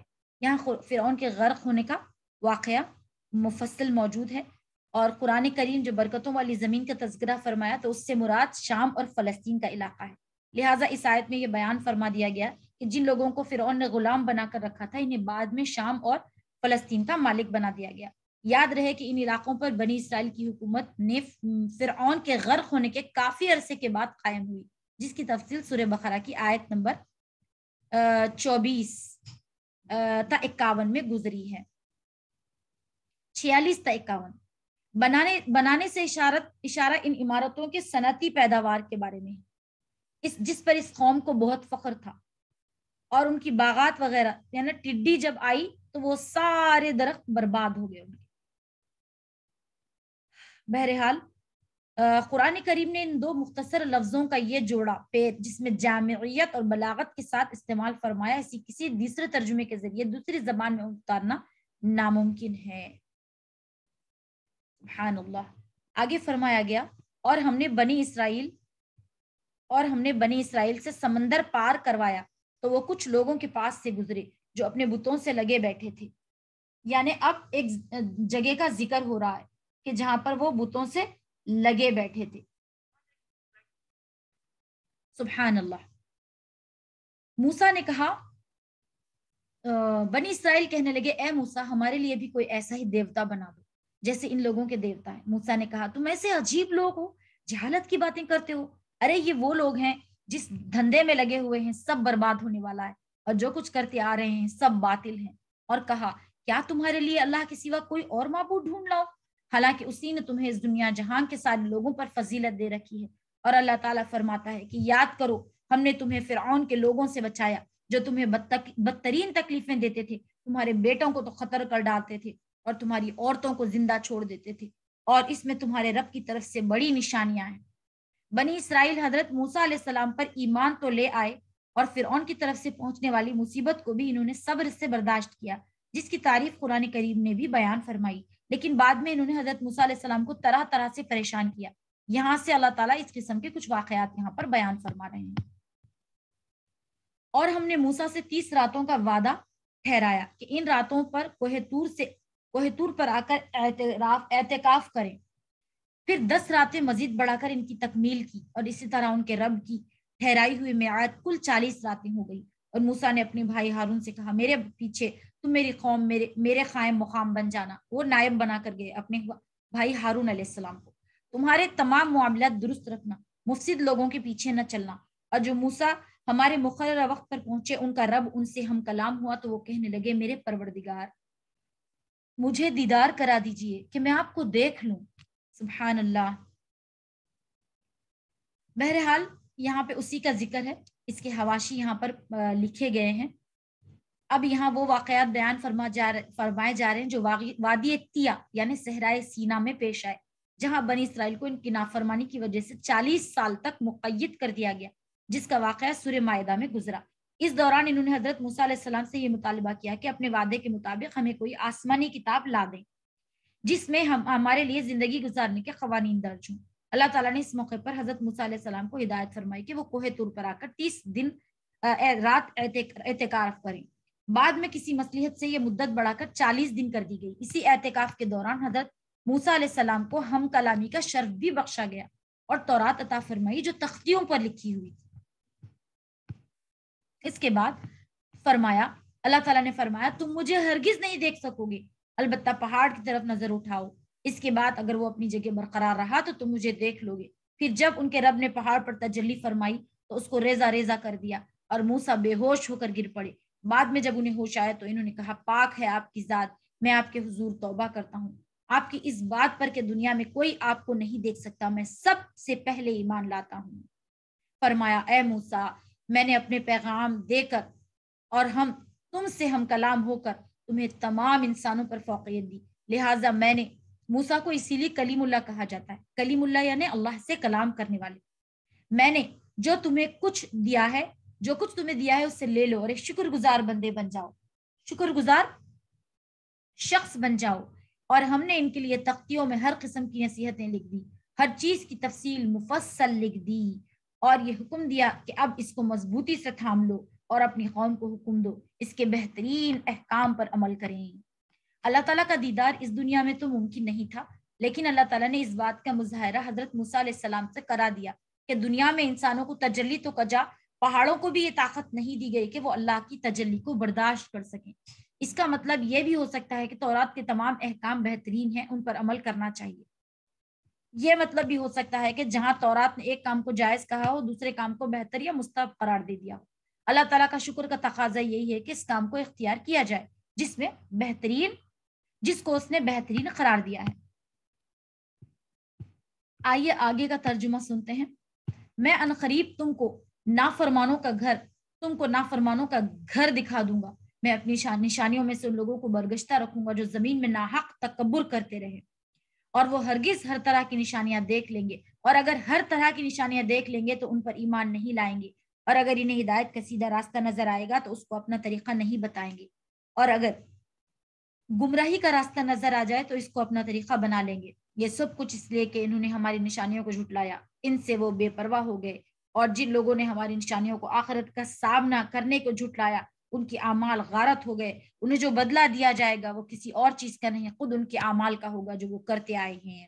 بظاہر اس سے مراد فلسطین کا علاقہ ہے جو اس وقت عمالقہ کے قبضے میں تھا، اور دکھانے سے مراد یہ ہے کہ وہ علاقہ بنی اسرائیل کے قبضے میں آ جائے، جیسا کہ حضرت سموئیل علیہ السلام کے زمانے میں ہوا. بعض مفسرین نے نافرمانی کے گھر کا مطلب دوزخ بتایا ہے. مقصد یہ بیان کیا جاتا ہے کہ آخرت میں تمہیں نافرمانوں کا انجام دکھا دیا جائے گا. بہرحال آئیے آگے کا ترجمہ کرتے ہیں. اور موسیٰ کی قوم نے ان کے جانے کے بعد اپنے زیوروں سے ایک بچڑا بنا لیا. اور بچڑا کیا تھا؟ ایک بے جان جسم جس سے بیل کی سی آواز نکلتی تھی. بھلا کیا انہوں نے اتنا بھی نہیں دیکھا کہ وہ نہ ان سے بات کر سکتا ہے نہ ان کو کوئی راستہ بتا سکتا ہے، مگر اس سے معبود بنا لیا، خود اپنی جانوں کے لیے ظالم بن بیٹھے. اور جب اپنے کیے پر پچھتائے اور سمجھ گئے کہ وہ گمراہ ہو گئے ہیں تو کہنے لگے اللہ نے ہم پر رحم نہ فرمایا تو ہماری بخشش نہ ہوگی اور یقیناً ہم برباد ہو گئے ہیں. تو کہنے لگے اگر اللہ نے ہم پر رحم نہ فرمایا اور ہماری بخشش نہ کی تو یقیناً ہم برباد ہو گئے. اور جب موسیٰ نے غم و غصے میں بھرے ہوئے اپنی قوم کے پاس واپس آئے تو انہوں نے کہا تم نے میرے بات کی اتنی بری نمائندگی کی، کیا تم اتنی جلد بازی سے کام لیا کہ اپنے رب کے حکم کا انتظار بھی نہیں کیا؟ موسیٰ علیہ السلام آ کے اپنی قوم پر بگڑنے لگے کہ آپ نے ایسا کیوں کیا؟ نعوذ باللہ.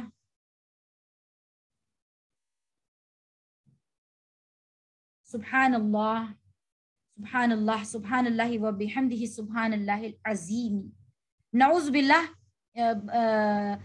सामरी जादूगर, दरअसल ये बात ऐसी है कि उस वक्त एक जादूगर था वहां पे, सामरी उसका नाम था। ये बछड़ा बनाया और बनी इसराइल को यकीन दिलाया, बनी इसराइल को यकीन दिलाया कि नऊज़ बिल्लाह तुम्हारा खुदा यही है। ये कहकर इन्होंने तख्तियां फेंक दी से मुराद बाजू रख दी और अपने भाई हारून अलैहिस्सलाम का सर पकड़कर उनको अपनी तरफ खींचने लगे। बोले, ए मेरी माँ के बेटे, यकीन जानिए कि इन लोगों ने मुझे कमजोर समझा। वो बोले, उनको जब हारून अलैहिस्सलाम को खींचने लगे तो वो बोलने लगे, ए मेरी माँ के बेटे, यानी वो भाई थे ना उनके, माँ जाए, ये लोग मुझे कमजोर समझे और करीब था कि मुझे कत्ल ही कर देते। अब आप दुश्मनों को मुझ पर हंसने का मौका न दीजिए और मुझे इन जालिमों लोगों में शुमार न कीजिए। मूसा ने कहा, मेरे परवरदिगार, मेरी और मेरे भाई की मगफिरत फरमा दे और हमें अपनी रहमत में दाखिल कर दे, आमीन।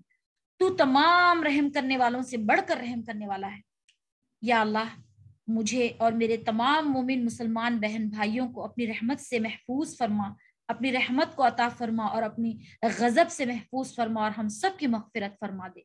जैसे मूसा अलैहिस्सलाम ने उनसे मगफिरत मांगी थी, अल्लाह पाक आपसे जब मगफिरत चाहिए आपने, अल्लाह ताला ने फरमाया, जिन लोगों ने बछड़े को माबूद बनाया उन पर जल्द ही उनके रब का गजब और दुनियावी जिंदगी ही की जिल्लत आ पड़ेगी, और जो लोग इफ्तरा बर्दाजी करते हैं उनको हम इसी तरह सजा देते हैं।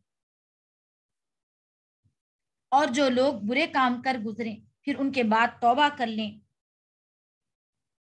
और ईमान ले आए तो तुम्हारा रब इस तौबा के बाद उनके लिए बहुत बख्शने वाला मेहरबान था।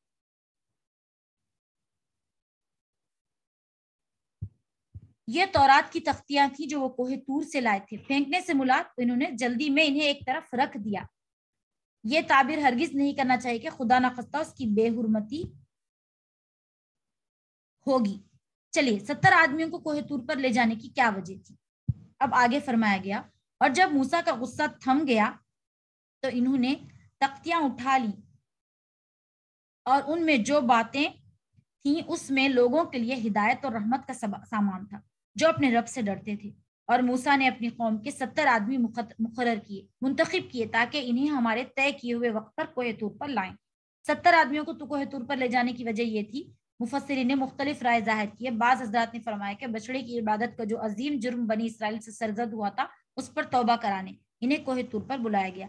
लेकिन अगर यह बात थी तो इन पर जलजला मुसलत करने की कोई माकूल वजह पेश नहीं आती, वाजे नहीं होती। इन तौजीहात की कोई की गई है कि तकलीफ से खाली नहीं है, लिहाजा ज्यादा सही बात वही मोतबर मालूम होती है जो बाज रिवायात में आई है।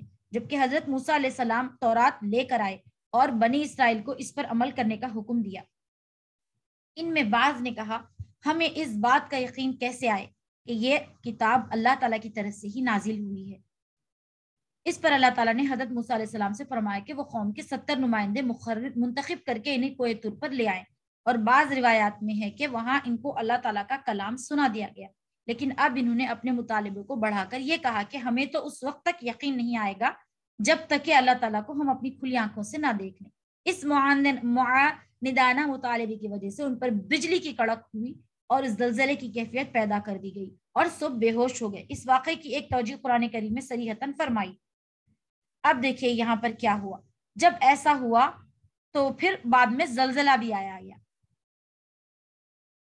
सुब्हानअल्लाह।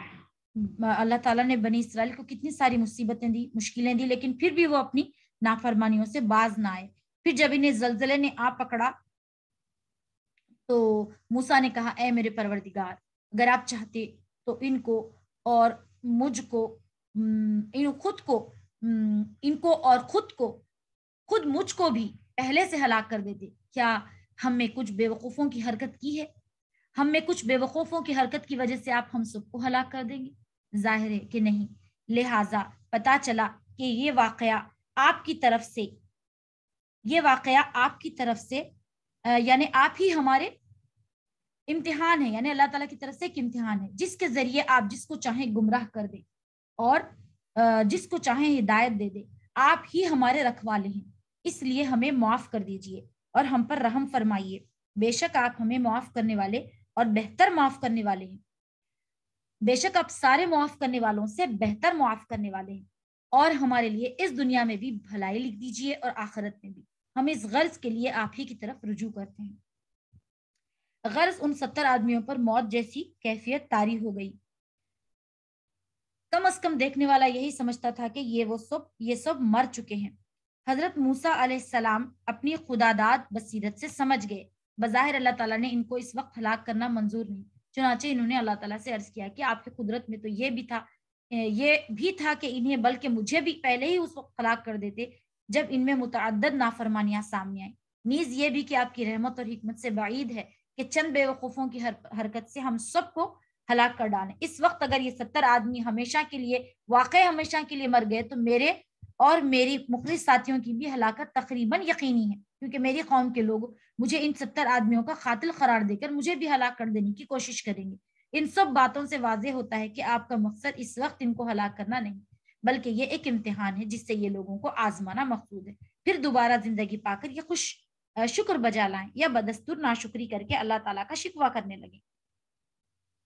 اللہ نے فرمایا اپنا عذاب تو میں اسی پر نازل کرتا ہوں جس پر چاہتا ہوں، جب تک میری رحمت کا تعلق ہے، جہاں تک میری رحمت کا تعلق ہے وہ ہر چیز پر چھائی ہوئی ہے۔ چنانچہ میں یہ رحمت مکمل طور پر ان لوگوں کے لیے لکھوں گا جو تقوی اختیار کریں گے اور زکوٰۃ ادا کریں گے اور جو ہماری آیتوں پر ایمان رکھیں گے۔ اللہ تعالیٰ ہم تمام کو زکوٰۃ ادا کرنے کی بھی ہمت، طاقت، قوت عطا فرمائے۔ بعد میں یہی ہوا کہ اگر یہ لوگ مر جاتے تو پھر وہ لوگ بھی موسیٰ علیہ السلام کو، جو وہاں بستی میں پچھلے لوگ بیٹھے ہوئے تھے، وہ لوگ بھی ان کو نقصان پہنچا سکتے تھے، تو اسی لیے انہوں نے یہ دعا مانگی کہ آپ کا ابھی ہم سب کو ہلاک کرنے کا کوئی ارادہ نہیں ہے۔ حضرت موسیٰ علیہ السلام نے امت کے لیے جو دعا مانگی تھی، دنیا اور آخرت دونوں میں ان کی بھلائی نصیب ہو، یہ اس کا جواب ہے۔ آگے فرمایا گیا جو اس رسول یعنی نبی امی کے پیچھے چلیں جس کا ذکر وہ اپنے پاس تورات اور انجیل میں لکھا ہوا پائیں گے، جو انہیں اچھی باتوں کا حکم دے گا اور برائی سے روکے گا، ان کے لیے پاکیزہ چیزوں کو حلال اور گندی چیزوں کو حرام قرار دے گا۔ لیکن جن لوگوں کو دنیا اور آخرت دونوں میں میری رحمت حاصل ہوگی صرف وہ لوگ ہیں جو ایمان اور تقوی کے صفات کے حامل ہوں گے اور جنہیں مال کی محبت زکوٰۃ جیسے فریضے کی ادائیگی سے نہ روکے گی۔ چنانچہ اے موسیٰ علیہ السلام، آپ کی امت کے جو لوگ ان صفات کے حامل ہوں گے ان کو ضرور میری یہ رحمت پہنچ کر رہے گی، دنیا اور آخرت دونوں میں انہیں بھلائی نصیب ہوگی۔ اے اللہ ہمیں دنیا اور آخرت دونوں میں بھلائی نصیب فرما۔ حضرت موسیٰ علیہ السلام کی قوم بنی اسرائیل کو ان کی وفات کے بعد بھی صدیوں تک باقی رہنا تھا، اور حضرت موسیٰ علیہ السلام نے دنیا اور آخرت کی بھلائی کی جو دعا مانگی وہ بنی اسرائیل کے لوگ جو نبی آخر زمان حضرت محمد مصطفیٰ صلی اللہ علیہ وسلم کے زمانے میں موجود ہوں گے ان کو دنیا اور آخرت کی بھلائی اسی صورت میں مل سکے گی جب وہ آن حضرت صلی اللہ علیہ وسلم پر ایمان لا کر ان کی پیروی کریں گے۔ آن حضرت صلی اللہ علیہ وسلم کا ذکر فرماتے ہوئے اللہ تعالیٰ نے آپ کی کچھ صفات بھی بیان فرمائی، جن میں پہلی صفت یہ ہے کہ آپ نبی ہونے کے ساتھ ساتھ رسول بھی ہوں گے۔ عام طور پر رسول کا لفظ ایسے پیغمبر کے لیے بولا جاتا جو نئی شریعت لے کر آئے، لہٰذا اس لفظ سے اشارہ آن حضرت صلی اللہ علیہ وسلم کے نئی شریعت لے کر آنے کے لیے ہے، جس میں کچھ فروعی یعنی مین احکام سے نکلنے والے احکام تورات کے احکام سے مختلف بھی ہو سکتے ہیں، اور بنی اسرائیل کو اس وقت یہ نہ کہنا چاہیے کہ یہ تو ہماری شریعت سے مختلف احکام بن رہے ہیں، اسی لیے ہم ان پر کیسے ایمان لائیں گے۔ چنانچہ آگے فرمایا گیا اور ان پر سے وہ بوجھ اور گلے کے وہ توق اتار دے گا جو ان پر لدے ہوئے تھے۔ چنانچہ جو لوگ اس نبی پر ایمان لائیں گے ان کی تعظیم کریں گے، ان کی مدد کریں گے اور اس کے حق میں جو نور اتارا گیا اس کے پیچھے چلیں گے تو وہی فلاح پانے والے ہوں گے۔ سبحان اللہ۔ یہاں پر بتایا جا رہا کہ ہر دور کے تقاضے مختلف ہوتے ہیں، یعنی اس کے وہاں کے لوگ، وہاں کی چیزیں، ہر دور میں مختلف تقاضے ہوتے ہیں جس کی بنا پہ اس حساب سے اس کو لایا جاتا ہے، اس شریعت کو لایا جاتا ہے۔ یہاں پر وہی بتایا جا رہا ہے۔ خود یہودی یہ لفظ عرب نسل کے لوگوں کے لیے کسی قدر حقارت کے پیرائے میں استعمال کرتے تھے۔ امی یعنی عام طور سے بنی اسرائیل امی نہیں تھے بلکہ نسلی عربوں کو امی کہا جاتا تھا۔ بہرحال دیکھیے باقی کے سوروں میں بھی اس کی جو ہے تفصیل آئی ہے۔ آئیے آگے بھی دیتے ہیں کہ حضرت مولانا رحمۃ اللہ علیہ، حضرت مولانا رحمۃ اللہ علیہ کرانوی رحمۃ اللہ علیہ کی کتاب اظہار الحق میں اردو کا ترجمہ بائبل سے قرآن تک کے لیے دیکھیے، غور کر سکتے ہیں آپ اس میں۔ کئی احکام تورات میں ایسے تھے اللہ تعالیٰ نے اپنی حکمت سے اس وقت یہودیوں کو ان کا پابند کیا تھا۔ بعض سخت احکام ان کی نافرمانیوں کی سزا کے طور پر نافذ کیے گئے تھے، جس کا ذکر سورہ نساء میں گزرا ہے، اور بہت سے احکام یہودی علماء نے اپنی طرف سے گڑھ لیے تھے، شاید یہ بودھ سے پہلے اور دوسری قسم کی طرف اور گلے کے توق سے ہے کہ تیسری قسم کے احکام کی طرف اشارہ ہوا جا رہا ہے۔ آن حضرت صلی اللہ علیہ وسلم ان احکام کو منسوخ کر کے ایک آسان اور معتدل شریعت لائیں گے۔ یہاں فرمایا گیا اے رسول ان سے کہو اے لوگوں میں تم سب کی طرف اللہ کا رسول بنایا، اللہ کا بھیجا ہوا رسول ہوں، جس کے قبضے میں تمام آسمان اور زمین کی سلطنت ہے، اس کے سوا کوئی معبود نہیں، وہی زندگی اور موت دیتا ہے۔ اب تم اللہ پر اس کے رسول پر ایمان لے آؤ جو نبی امی ہے، جو اللہ پر اور اس کے کلمات پر ایمان رکھتے ہیں، اور اس کی پیروی کرو تاکہ تمہیں ہدایت حاصل ہو جاؤ۔ اور موسیٰ کی قوم میں ایک جماعت ایسی بھی ہے جو لوگوں کو حق کا راستہ دکھاتی ہے اور اسی حق کے مطابق انصاف سے کام لیتی ہے۔ چنانچہ چونکہ پیچھے ذکر آیا ہے کہ حضرت موسیٰ علیہ السلام کی دعا قبول کرتے وقت ان کو یہ بتایا گیا تھا کہ نبی آخر الزمان صلی اللہ علیہ وسلم پر ایمان لانا اور ان کی آئندہ نسلوں کے لیے ضروری ہوگا، اسی لیے اس موقع پر مناسبت سے اللہ تعالیٰ نے جملہ معترضہ کے طور پر آن حضرت صلی اللہ علیہ وسلم کو یہ ہدایت فرمائی کہ وہ بنی اسرائیل سمیت تمام انسانوں کو اپنی نبوت پر ایمان لانے اور اپنی اتباع کی دعوت دیں۔ یہودیوں کو آن حضرت صلی اللہ علیہ وسلم پر ایمان لانے کی جو دعوت دی گئی ہے، اس سے پہلے ان کو بہت سی بدعنوانیاں بیان ہوئی، اس سے ہی شبہ ہو سکتا ہے کہ تمام بنی اسرائیل ان بدعنوانیوں کے مرتکب ہیں۔ اسی لیے اس جملہ معترضہ کے آخر میں اللہ تعالیٰ نے یہ وضاحت فرما دی کہ سارے بنی اسرائیل ایک جیسے نہیں ہیں، بلکہ ان میں حق کو ماننے والے، اس پر عمل کرنے والے اور اس کی طرف لوگوں کو ہدایت دینے والے بھی موجود ہیں۔ اس میں وہ بنی اسرائیل بھی داخل ہوگی جو آن حضرت صلی اللہ علیہ وسلم سے پہلے دین حق پر قائم رہے، اور وہ بھی جو آپ صلی اللہ علیہ وسلم پر ایمان لائے، مثلا حضرت عبداللہ بن سلام وغیرہ۔ اس وضاحت کے بعد آگے حضرت موسیٰ علیہ السلام کے زمانے کے بنی اسرائیل کا جو واقع دور سے چلا رہا ہے، اس کو دوبارہ شروع کیا جا رہا ہے۔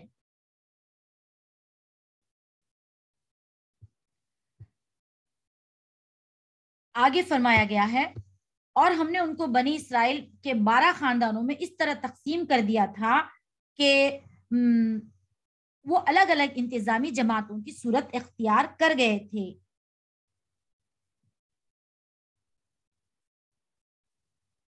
سبحان اللہ۔ اور جب موسیٰ کی قوم نے ان سے پانی مانگا تو ہم نے ان کو وحی کے ذریعے حکم دیا کہ اپنی لاٹھی فلاں پتھر پر مارو، یعنی فلاں پتھر پر مارو، چنانچہ اس پتھر سے 12 چشمے پھوٹ نکلے، اور ہر خاندان کو اپنے پانی پینے کی جگہ معلوم ہو گئی، اور ہم نے ان کو بادل کا سایہ دیا، اور ہم نے ان پر من و سلوہ اتارا، یہ کہہ کر اتارا کہ کھاؤ پاکیزہ رزق جو ہم نے تمہیں دیا، اور اس کے باوجود ناشکری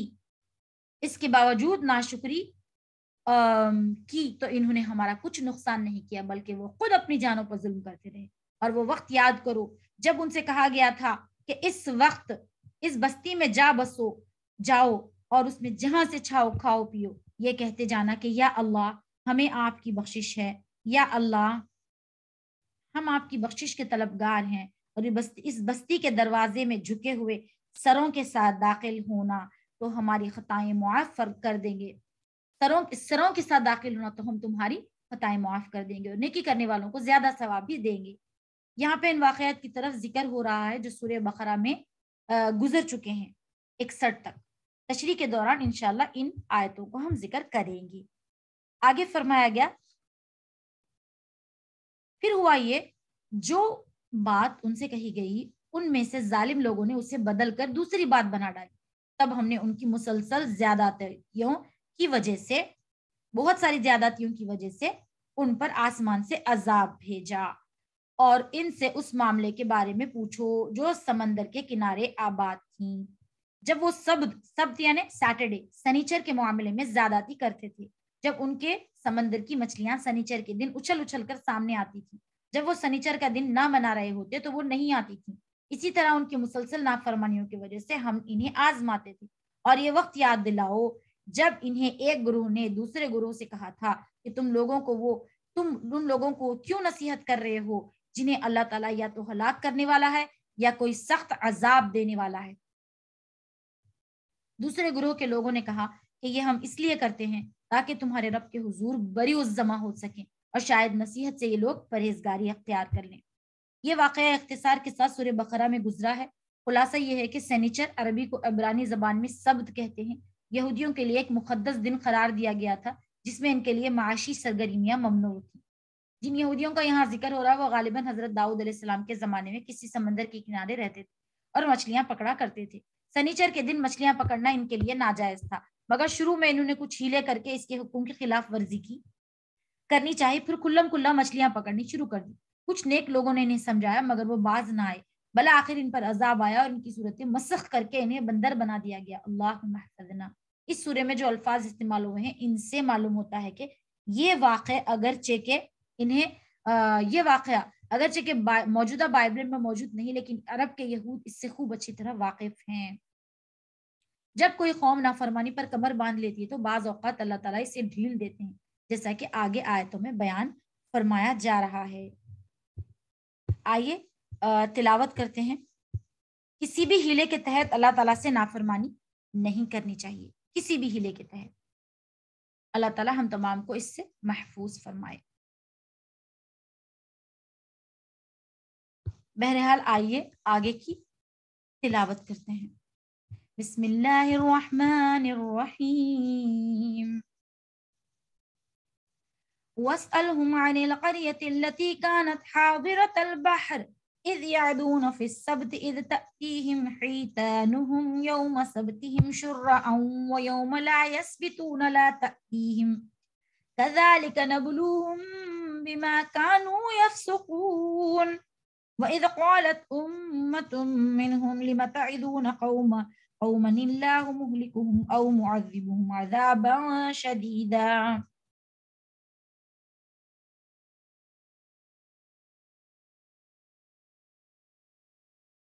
قالوا معذرة إلى ربكم ولعلهم يتقون فلما نسوا ما ذكروا به أنجينا الذين ينهون عن السوء وأخذنا الذين ظلموا بعذاب بئيس بما كانوا يفسقون فلما عتوا عما نهوا عنه قلنا لهم كونوا قردة خاسئين وإذ تأذن ربك ليبعثن عليهم إلى يوم القيامة من يسومهم سوء العذاب إن ربك لسريع العقاب وإنه لغفور رحيم وقطعناهم في الأرض أمما منهم الصالحون ومنهم دون ذلك وبلوناهم بالحسنات والسيئات لعلهم يرجعون فخلف من بعدهم خلف ورثوا الكتاب يأخذون أرض هذا الأدنى ويقولون سيغفر لنا وإن يأتهم عرض مثله يأخذوه ألم يؤخذ عليهم ميثاق الكتاب ألا يقولوا على الله إلا الحق ودرسوا ما فيه والدار الآخرة خير للذين يتقون أفلا تعقلون والذين يمسكون بالكتاب وأقاموا الصلاة إنا لا نضيع أجر المصلحين إذ نتقنا الجبل فوقهم كأنه ذلة وظنوا أنه واقع بهم خذوا ما آتيناكم بقوة واذكروا ما فيه لعلكم تتقون وإذ أخذ ربك من بني آدم من ظهورهم ذريتهم وأشهدهم على أنفسهم ألست بربكم قالوا بلى شهدنا أن تقولوا يوم القيامة إنا كنا عن هذا غافلين أو تقولوا إنما أشرك آباؤنا من قبل وكنا ذرية من بعدهم أفتهلكنا بما فعل المبطلون وكذلك نفصل الآيات ولعلهم يرجعون واتل عليهم نبأ الذي آتيناه آياتنا فانسلخ منها فأتبعه الشيطان فكان من الغاوين ولو شئنا ولو شئنا لرفعناه بها ولكنه أخلد إلى الأرض واتبع هواه فمثله كمثل الكلب إن تحمل عليه يلهث أو تتركه يلهث ذلك مثل القوم الذين كذبوا بآياتنا فقصص القصص لعلهم يتفكرون ساء مثلا القوم الذين كذبوا بآياتنا وأنفسهم كانوا يظلمون من يهد الله فهو المهتدي ومن يضلل فأولئك هم الخاسرون ولقد ذرأنا لجهنم كثيرا من الجن والإنس لهم قلوب لا يفقهون بها ولهم أعين لا يبصرون بها ولهم آذان لا يسمعون بها أولئك كالأنعام بل هم أضل أولئك هم الغافلون ولله الأسماء الحسنى فادعوا بها وذروا الذين يلحدون في أسمائه سيجزون ما كانوا يعملون وممن خلقنا أمة يهدون بالحق وبه يعدلون والذين كذبوا بآياتنا سنستدرجهم من حيث لا يعلمون وأملي لهم إن كيدي متين أولم يتفكروا ما بصاحبهم من جنة إن هو إلا نذير مبين أولم ينظروا في ملكوت السماوات والأرض وما خلق الله من شيء وأن عسى أن يكون قد اقترب أجلهم فبأي حديث بعده يؤمنون ومن يضلل الله فلا هادي له ويذرهم في طغيانهم يعمهون يسألونك عن الساعة أيان مرساها قل إنما علمها عند ربي لا يجليها لوقتها إلا هو ثقلت في السماوات والأرض لا تأتيكم إلا بغتة يسألونك كأنك حفي عنها قل إنما علمها عند الله ولكن أكثر الناس لا يعلمون قل لا أملك لنفسي نفعا ولا ضرا إلا ما شاء الله ولو كنت أعلم الغيب لاستكثرت من الخير فما مسني السوء إن أنا إلا نذير وبشير لقوم يؤمنون هو الذي خلقكم من نفس واحدة وجعل منها زوجها ليسكن إليها فلما تغشاها حملت حملا خفيفا فمرت به فلما أثقلت دعوا الله ربهما لئن آتيتنا صالحا لنكونن من الشاكرين فلما آتاهما صالحا جعل له شركاء فيما آتاهما فتعالى الله عما يشركون أيشركون ما لا يخلق شيئا وهم يخلقون ولا يستطيعون لهم نصرا ولا أنفسهم ينصرون وإن تدعوهم إلى الهدى لا يتبعوكم سواء عليكم أدعوتموهم أم أنتم صامتون إن الذين تدعون من دون الله عباد أمثالكم فادعوه فليستجيبوا لكم إن كنتم صادقين ألهم أرجل يمشون بها أم لهم أيدي يبطشون بها أم لهم أعين يبصرون بها أم لهم آذان يسمعون بها قل ادعوا شركاءكم ثم كيدوني فلا تنظرون إن وليي الله الذي نزل الكتاب وهو يتولى الصالحين والذين تدعون من دونه لا يستطيعون نصركم ولا أنفسهم ينصرون وإن تدعوهم إلى الهدى لا يسعوا وتراهم ينظرون إليك وهم لا يبصرون خذ العفو وأمر بالعرف وأعرض عن الجاهلين فإما ينزغنك من الشيطان نزغ فاستعذ بالله إنه سميع عليم إن الذين اتقوا إذا مسهم طائف من الشيطان الشيطان تذكروا فإذا هم مبصرون وإخوانهم يمدونهم في الغي ثم لا يقصرون وإذا لم تأتهم بآية قالوا لولا اجتبيتها قل إنما أتبع ما يوحى إلي من ربي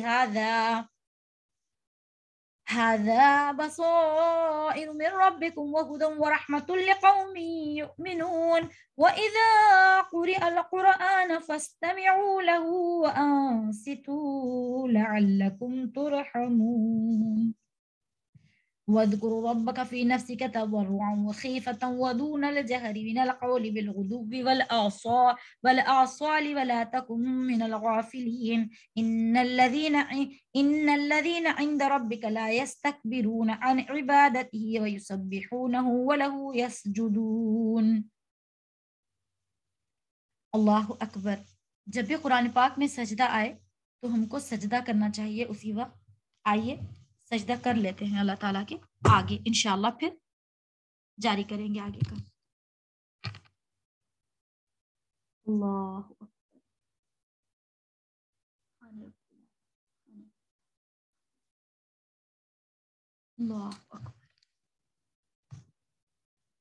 تلاوت سجدہ میں ایک سجدہ اور 2 قیام ہوتے ہیں.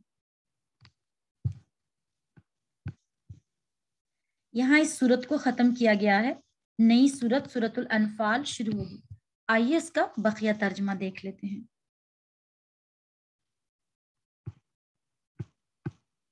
پھر جب یہ لوگ وہ بات بھلا بیٹھے جس کی انہیں نصیحت کی گئی تو برائی سے روکنے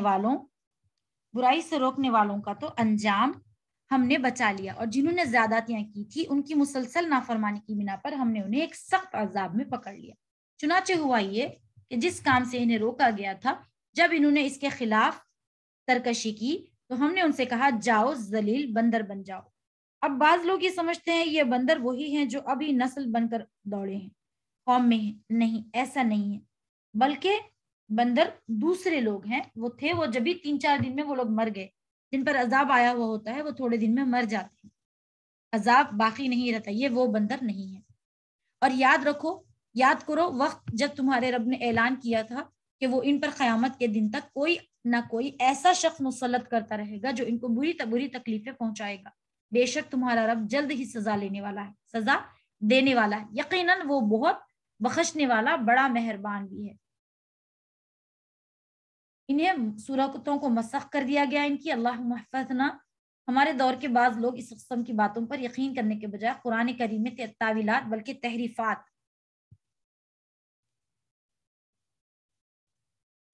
کا دروازہ کھول دیتے ہیں.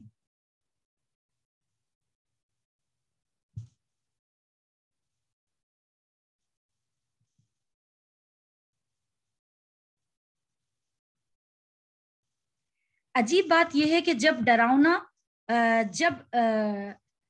ڈارون کسی قطع دلیل کے بغیر یہ کہے کہ بندر ترقی کر کے انسان بن گیا تو اسے ماننے میں انہیں تعامل نہیں ہوتا.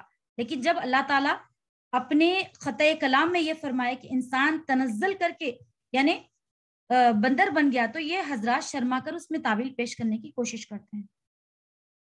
یہود کی تاریخ یہ بتاتی ہے کہ واقع ہر تھوڑے وقفے کے بعد ان پر کوئی نہ کوئی جابر مسلط ہوتا رہا جس نے ان کو اپنا محکوم بنا کر اس طرح تکلیفیں پہنچائی. اللہ عالم. البتہ ظاہر ہے کہ ہزاروں سال کی تاریخ میں ایسے واقعے بھی دیکھتے آئے ہیں جن میں وہ خوشحال رہے، جیسا کہ اللہ تعالیٰ نے آگے خود یہ فرمایا ہے کہ ہم نے ان کو اچھے اور برے حالات سے آزمایا، جس سے واضح ہے کہ ان پر خوشحالی کے بھی دور آتے رہے ہیں. آگے ارشاد فرمایا گیا اور ہم نے دنیا میں ان کو مختلف جماعتوں میں بانٹ دیا، چنانچہ ان میں نیک لوگ بھی تھے اور کچھ دوسری طرح کے لوگ بھی تھے. اور جب ہم نے انہیں اچھے اور برے حالات سے آزمایا تاکہ وہ راہ راست کی طرف لوٹ آئیں، پھر ان کے بعد ان کی جگہ ایسے جانشین آئے جو کتاب یعنی تورات کے وارث بنے، مگر ان کا حال یہ تھا کہ اس ذلیل دنیا کا ساز و سامان رشوت لیتے تھے اور یہ کہتے تھے کہ ہماری بخشش ہو جائے گی، حالانکہ اگر اس جیسے ساز و سامان دوبارہ ان کے پاس آتا تو وہ اسے بھی رشوت میں لے لیتے. کیا ان سے کتاب میں مذکورہ یہ عہد نہیں لیا گیا تھا کہ وہ اللہ کی طرف حق کے سوا کوئی بات منسوب نہ کریں؟ اور اس کتاب میں جو کچھ لکھا گیا ہے وہ انہوں نے باقاعدہ طور پر بھی پڑھا تھا. آخرت والا گھر ان لوگوں کے لیے کہیں بہتر ہے جو تقوی اختیار کرتے ہیں. اے یہود، کیا پھر بھی تم عقل سے کام نہیں لیتے؟ اور جو لوگ کتاب کی مضبوطی سے تھام لیتے ہیں، کتاب کو مضبوطی سے تھامتے ہیں اور وہ نماز قائم کرتے ہیں، خاص طور سے نماز کا یہاں حکم دیا جا رہا ہے، اگر ہم ایسے اصلاح کرنے والوں کا، اللہ فرماتے ہیں، تو ہم ایسے اصلاح کرنے والوں کا اجر ضائع نہیں کرتے۔ بہرحال ان کی بدعنوانیوں کا وہاں پہ ذکر ہے کہ وہ رشوت لیتے، رشوت لینا بھی اسلام میں حرام ہے۔ اور یاد کرو جب ہم نے پہاڑ کو ان کے اوپر اس طرح اٹھا دیا جیسے وہ کسابان ہو، انہوں نے گمان ہو گیا، انہیں یہ گمان ہو گیا کہ وہ ان کے اوپر گرنے ہی والا ہے، اس وقت ہم نے حکم دیا کہ ہم نے تمہیں جو کتاب دی اسے مضبوطی سے تھامو، ان باتوں کو یاد کرو تاکہ تم اس کی باتوں کو یاد کرو تاکہ تم تقوی اختیار کر سکو۔ اے رسول اگر وہ وقت یاد دلاؤ جب تمہارے پروردگار نے آدم کے بیٹوں کی پشت سے وہ ساری اولاد کو نکالا تھا اور ان کو خود اپنے اوپر گواہ بنایا تھا اور پوچھا تھا کیا میں تمہارا رب نہیں ہوں؟ سب نے جواب دیا تھا کیوں نہیں، ہم سب اس بات کی گواہی دیتے ہیں، اور یہ اقرار ہم نے اس لیے لیا تھا تاکہ تم قیامت کے دن یہ نہ کہہ سکو کہ ہم تو اس بات سے بے خبر تھے۔ یہ واقعہ سورہ بقرہ سورہ نساء میں بھی گزرا ہے اور سورہ بقرہ کی متعلقہ آیتوں کے تحت ہم نے اس کا خلاصہ بھی بیان کر دیا ہے۔ پھر پہاڑوں کو کس طرح اللہ تعالیٰ نے پہاڑ کو ان پر بلند کیا تھا۔ آگے فرمایا یہ نہ ہو یا یہ نہ کہہ دو کہ شرک کا آغاز تو بہت پہلے ہمارے باپ دادوں نے کیا تھا اور ہم ان کے بعد انہی کی اولاد بنے، تو کیا آپ ہمیں ان کاموں کی وجہ سے ہلاک کر دیں گے جو غلط کار لوگوں نے کیے تھے؟ اسی طرح ہم نشانیوں کو تفصیل سے بیان کرتے ہیں تاکہ لوگ حق کی طرف پلٹ آئیں۔ آدم علیہ السلام کو پیدا کرنے کے بعد ان کی پشت سے جتنے انسان پیدا ہونے والے تھے ان سب کو ایک جگہ اس طرح جمع فرمایا گیا کیونکہ چیونٹیوں کے برابر جسم رکھتے تھے، پھر ان سے عہد لیا گیا کیا وہ اللہ تعالیٰ کو اپنا رب مانتے ہیں؟ سب نے اقرار کیا بے شک وہ اللہ تعالیٰ کو اپنا رب تسلیم کرتے ہیں، جس کا لازمی مطلب یہ ہے کہ انہوں نے یہ بھی تسلیم کیا تھا کہ وہ اللہ تعالیٰ کے تمام احکام کو مان کر ان پر عمل کریں گے۔ اسی طرح اللہ تعالیٰ نے انسان کو دنیا میں بھیجنے سے پہلے ہی اپنی اطاعت کا اقرار لے لیا تھا۔ آگے اسی کی تفصیل بیان کی جا رہی ہے۔ اے رسول ان کو اس شخص کا واقعہ پڑھ کر سناؤ جس کو ہم نے اپنی آیتیں عطا فرمائی اور ان کو بالکل ہی چھوڑ نکلا، پھر شیطان اس کے پیچھے لگا جس کا نتیجہ یہ ہوا کہ وہ گمراہ لوگوں میں شامل ہو گیا۔ مفسرین نے اس آیت کے طور پر کہا کہ اس شخص میں بلعام بن باعور کی طرف اشارہ ہے۔ اس میں فلسطین کے علاقے میں یہ ایک عابد و زاہد شخص تھا، اس کی جو ہے بہت بڑی کاوش ہے، بہت بڑی جو ہے اس کی سٹوری ہے، اور اس بارے میں یہ بات مشہور تھی کہ اس کی دعائیں بہت قبول ہوتی ہیں، اور اس وقت علاقے میں بت پرست قوموں کا قبضہ تھا۔ بہرحال یہ انہی کا واقعہ موجود ہوا جا رہا ہے۔ چونکہ ہمارے پاس وقت کم ہے تو ہم پورا واقعہ بیان نہیں کر سکتے، آئیے ہم ترجمہ پڑھتے ہیں، اور اگر ہم چاہتے تو ان آیتوں کی بدولت اسے سر بلند کرتے، مگر وہ تو زمین ہی کی طرف جھک کر رہ گیا اور اپنی خواہشات کے پیچھے پڑا رہا، اس لیے اس کی مثال اس کتے کی سی ہو گئی، اگر تم اس پر حملہ کرو تب بھی زبان نکال لٹکا کر ہانپنے لگا، اور اگر اسے اس کے حال پر چھوڑ دو تب بھی وہ زبان نکال کر ہانپنے لگا۔ یہ ہے مثال ان لوگوں کی جنہوں نے ہماری آیتوں کو جھٹلایا، لہٰذا تم یہ واقعات ان کو سناتے رہو تاکہ یہ کچھ سوچیں۔ کتنی بری مثال ہے ان لوگوں کی جنہوں نے ہماری آیتوں کو جھٹلایا، جو اپنی جانوں پر ظلم کرتے رہے۔ جسے اللہ ہدایت دے بس وہی ہدایت یافتہ ہے، اور جسے وہ گمراہ کر دے وہی لوگ نقصان اٹھانے والے ہیں۔ جانور کی مثال دی گئی اس شخص کے بارے میں اس کی ہرس کی وجہ سے کہ وہ بہت ہی حریص تھا، اور ہم نے دنیا میں دیکھیے جتنے بھی انسان برائی کے راستے اپناتے ہیں انہیں صرف دنیا کی دولت کی ہی ہوس ہوتی ہے، اور وہ آخرت کے خوف سے بے نیاز ہو جاتے ہیں، تبھی وہ ایسی حرکتیں کرنے لگتے ہیں، آخرکار وہ اپنا انجام دیکھ بھی لیتے ہیں۔ ہم نے جنات اور انسانوں میں سے بہت سے لوگ جہنم کے لیے پیدا کیے ہیں، ان کے پاس دل ہیں جن سے وہ سمجھتے نہیں، ان کے پاس آنکھیں ہیں جن سے وہ دیکھتے نہیں، ان کے پاس کان ہیں جن سے وہ سنتے نہیں، وہ لوگ چوپایوں کی طرح ہیں بلکہ وہ ان سے بھی زیادہ بھٹکے ہوئے ہیں۔ یہی لوگ ہیں جو غفلت میں پڑے ہوئے ہیں، اور اسماء حسنہ اچھے اچھے نام اللہ ہی کے ہیں، لہٰذا اس کو انہی ناموں سے پکارو۔ اب آگے ان لوگوں کے بارے میں یہی کہا جا رہا ہے کہ اب یہ ساری دنیا کے لیے حکم ہے کہ آنکھ رکھتے ہوئے بھی اگر کوئی انسان حق نہ دیکھے، کان رکھتے ہوئے بھی حق نہ سنے، دل رکھتے ہوئے بھی حق کو نہ سمجھے، تو پھر اس کے لیے یہی ہے کہ وہ غفلت میں پڑا ہوا ہے۔ اور پھر اللہ تعالیٰ جو ہے اپنے ناموں کے بارے میں فرما رہے ہیں، اللہ تعالیٰ کے 99 نام ہیں، حدیث شریف میں بھی آیا ہے کہ اللہ تعالیٰ کے 99 نام ہیں، کہا جا رہا ہے کہ جو کوئی اس ناموں کو پڑھیں گے، حدیث شریف میں ہے کہ ان کو اللہ تعالیٰ ضرور جنت میں داخل کریں گے۔ کوشش کریں کہ ان ناموں کو میمورائز کر لیں اور اللہ تعالیٰ کو انہی اچھے اچھے ناموں سے پکاریں، جیسے رحمان، رحیم، قدوس، جبار، متکبر وغیرہ وغیرہ۔ آگے ہے، اور ان لوگوں کو چھوڑ دو ان کے ناموں میں ٹیڑھا اختیار، ان لوگوں کو چھوڑ دو جو اس کے ناموں میں ٹیڑھا راستہ اختیار کرتے ہیں، اور وہ جو کچھ کر رہے ہیں اس کا بدلہ انہیں دیا جائے گا۔ اور ہماری مخلوق میں ایک جماعت ایسی بھی ہے جو لوگوں کو حق کا راستہ دکھاتی ہے اور اسی حق کے مطابق انصاف سے کام لیتی ہے، اور جن لوگوں نے ہماری آیتوں کو جھٹلایا انہیں ہم اسی طرح دھیرے دھیرے پکڑ لیں گے، انہیں پتہ بھی نہیں چلے گا، اور ان کو میں بعد میں ڈھیل دیتا ہوں، یقین جانو میری خفیہ تدبیر بڑی مضبوط ہے۔ بہرحال ترمذی نے بھی اس 99 نام کو یہاں پر ذکر کیا ہے کہ اللہ تعالیٰ کا کوئی ان آیت نام کے علاوہ اور کوئی نام نہیں گڑنا چاہیے، بلکہ انہی کے نام، وہی ناموں سے پکارنا چاہیے اللہ تعالیٰ کو۔ بھلا ان لوگوں نے یہ نہیں سوچا کہ صاحب جن سے ان کا سابقہ ہے، یعنی آن حضرت صلی اللہ علیہ وسلم، ان میں جنون کا کوئی شائبہ تک نہیں، وہ کچھ اور نہیں بلکہ صاف صاف طریقے سے ان لوگوں کو متنبہ کرنے والے ہیں۔ متنبہ کرنا یعنی خبردار کرنا۔ اور کیا ان لوگوں نے آسمانوں اور زمین کی سلطنت پر اللہ تعالیٰ نے جو چیزیں پیدا کی ان پر غور نہیں کیا، اور یہ نہیں کہ شاید ان کا مقرر وقت قریب ہی آ پہنچا ہو۔ اب اس کے بعد آخر وہ کون سی ہے بات ہے جس پر یہ ایمان لائیں گے؟ جس کو اللہ گمراہ کر دے اس کو کوئی ہدایت نہیں دے سکتا، اور ایسے لوگوں کو اللہ بے یار و مددگار چھوڑ دیتا ہے کہ وہ اپنی سرکشی میں بھٹکتے پھریں۔ اور اے رسول صلی اللہ علیہ وسلم، لوگ تم سے قیامت کے بارے میں پوچھتے ہیں کہ وہ کب برپا ہوگی، کہہ دو اس کا علم تو صرف میرے رب کے پاس ہے، وہی اسے اپنے وقت پر کھول کر دکھا دے گا، کوئی اور نہیں۔ وہ آسمانوں اور زمین میں بڑی بھاری چیز ہے، جب آئے گی تو تمہارے پاس اچانک آ جائے گی۔ مشرکین مکہ آن حضرت صلی اللہ علیہ وسلم کو پیغمبر ماننے کے بجائے کبھی معاذ اللہ آپ کو مجنون قرار دیتے تھے یا کبھی شاعر کہہ دیتے تھے۔ یہ آیت بتا رہی ہے کہ آپ صلی اللہ علیہ وسلم کے بارے میں ایسے بے سروپا باتیں کرنا تبصرہ ہی ہو سکتا ہے جو بغیر سوچے سمجھے بات کرنے کا عادی ہو۔ اگر یہ لوگ ذرا بھی غور کر لیں تو ان پر اپنے الزامات کی حقیقت خود ہی واپس واضح ہو جائے۔ یہ لوگ تم سے اس طرح پوچھتے ہیں جیسے تم نے اس کی پوری تحقیق کر رکھی ہے، کہہ دو اس کا علم صرف اللہ کے پاس ہے، لیکن اکثر لوگ اس بات کو نہیں جانتے۔ کہو جب تک اللہ نہ چاہے میں خود اپنے آپ کو بھی نقصان یا نفع پہنچانے کا اختیار نہیں رکھتا، اور اگر مجھے علم کا غیب کا ہوتا اور مجھے غیب کا علم ہوتا تو میں اچھی چیزیں خوب جمع کرتا اور مجھے کبھی کوئی تکلیف نہ پہنچتی، اور میں بس ایک ہوشیار کرنے والا، خوشخبری سنانے والا ہوں ان لوگوں کے لیے جو میری بات مانے۔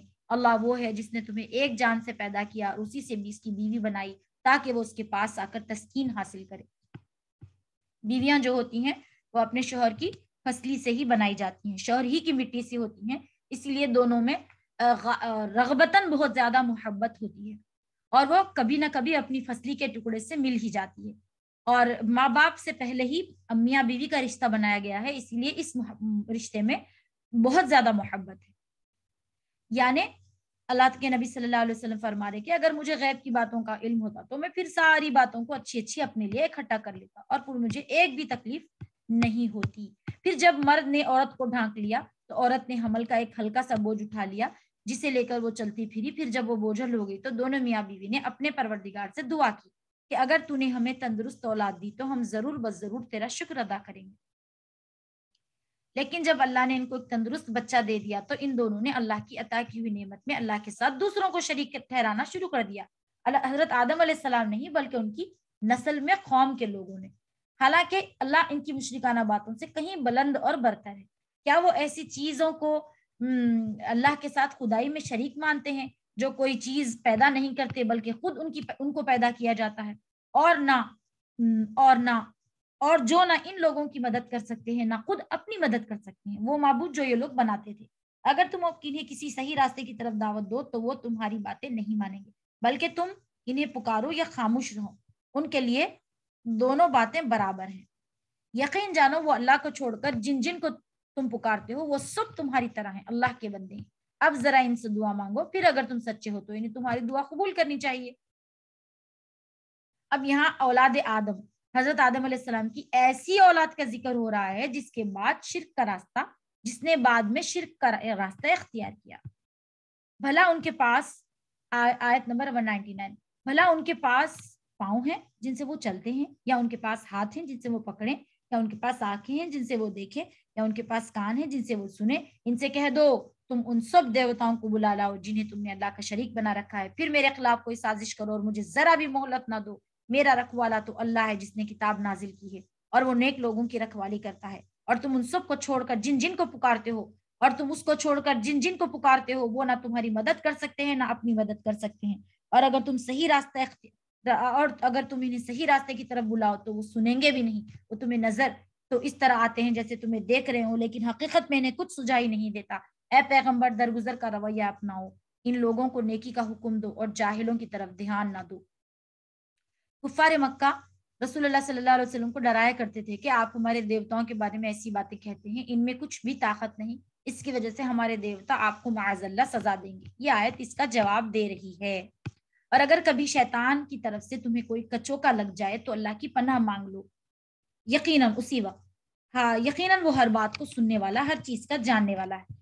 جن لوگوں نے تقوی اختیار کیا ہے انہیں جب شیطان کی طرف سے کوئی خیال آ کر چھوتا ہے تو وہ اللہ کو یاد کر لیتے، چنانچہ اچانک ان کی آنکھیں کھل جاتی ہیں، اور جو ان شیاطین کے بھائی ہیں ان کی یہ شیطان گمراہی میں گھسیٹ لیے جاتے ہیں۔ نتیجہ یہ ہے کہ وہ گمراہی سے باز نہیں آتے۔ کچوکے سے مراد وسوسہ ہے، اور اس آیت نے ہر مسلمان کو یہ تعلیم دی ہے کہ جب کبھی شیطان دل میں برے خیالات کا وسوسہ ڈالے تو اعوذ باللہ من الشیطان الرجیم پڑھ لینا چاہیے۔ اگر شیطانی اثر سے کبھی کبھی کسی کو غصہ بھی آ جائے تو اس کا علاج بھی یہی ہے، اللہ تعالیٰ سے پناہ مانگنا چاہیے۔ گناہ کی خواہش نفس شیطان کے اثرات سے بڑے بڑے پرہیزگاروں کو بھی ہوتی ہے، لہٰذا وہ اس کا علاج اس طرح کرتے ہیں کہ اللہ تعالیٰ کا ذکر کرتے ہیں، اس سے مدد مانگتے ہیں، دعائیں کرتے ہیں، اور وہ بدکاری میں حاضری کا دھیان کرتے ہیں، نعوذ باللہ من ذالک، بارگاہ الہی میں حاضری کا دھیان کرتے ہیں۔ اس کے نتیجے میں ان کی آنکھیں کھل جاتی ہیں، یعنی ان کو گناہ کی حقیقت نظر آ جاتی ہے، اور اس کے نتیجے میں وہ گناہ سے بچ جاتے ہیں، اور اگر کبھی غلطی ہو بھی جائے تو توبہ کی توفیق ہو جاتی ہے۔ اللہم احفظنا اللہم احفظنا استغفر اللہ ربی من کل ذنب واتوب الیہ۔ آگے پھر سجدہ آ رہا ہے۔ اے پیغمبر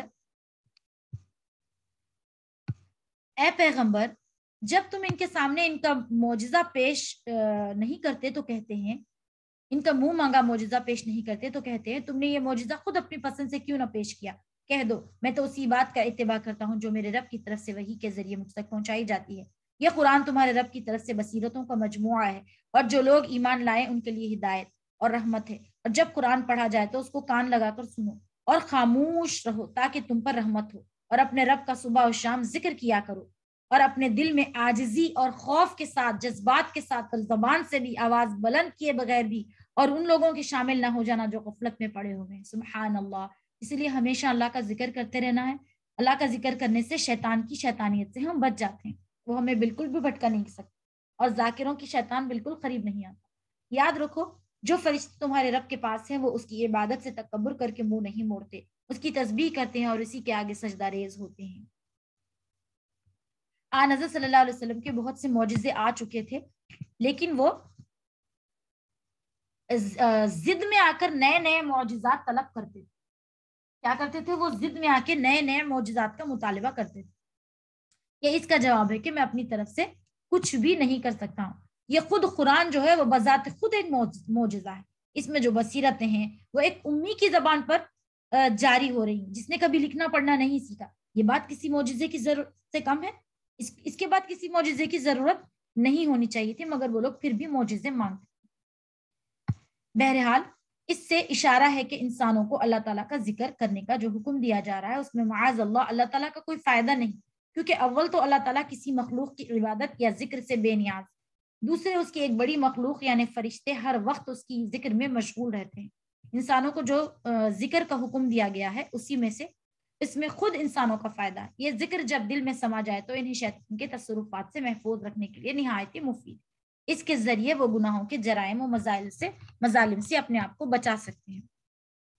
واضح رہے کہ یہ آیت سجدہ تلاوت کی ہے، اور جو شخص عربی میں یہ آیت پڑھے اس پر سجدہ کرنا واجب ہے۔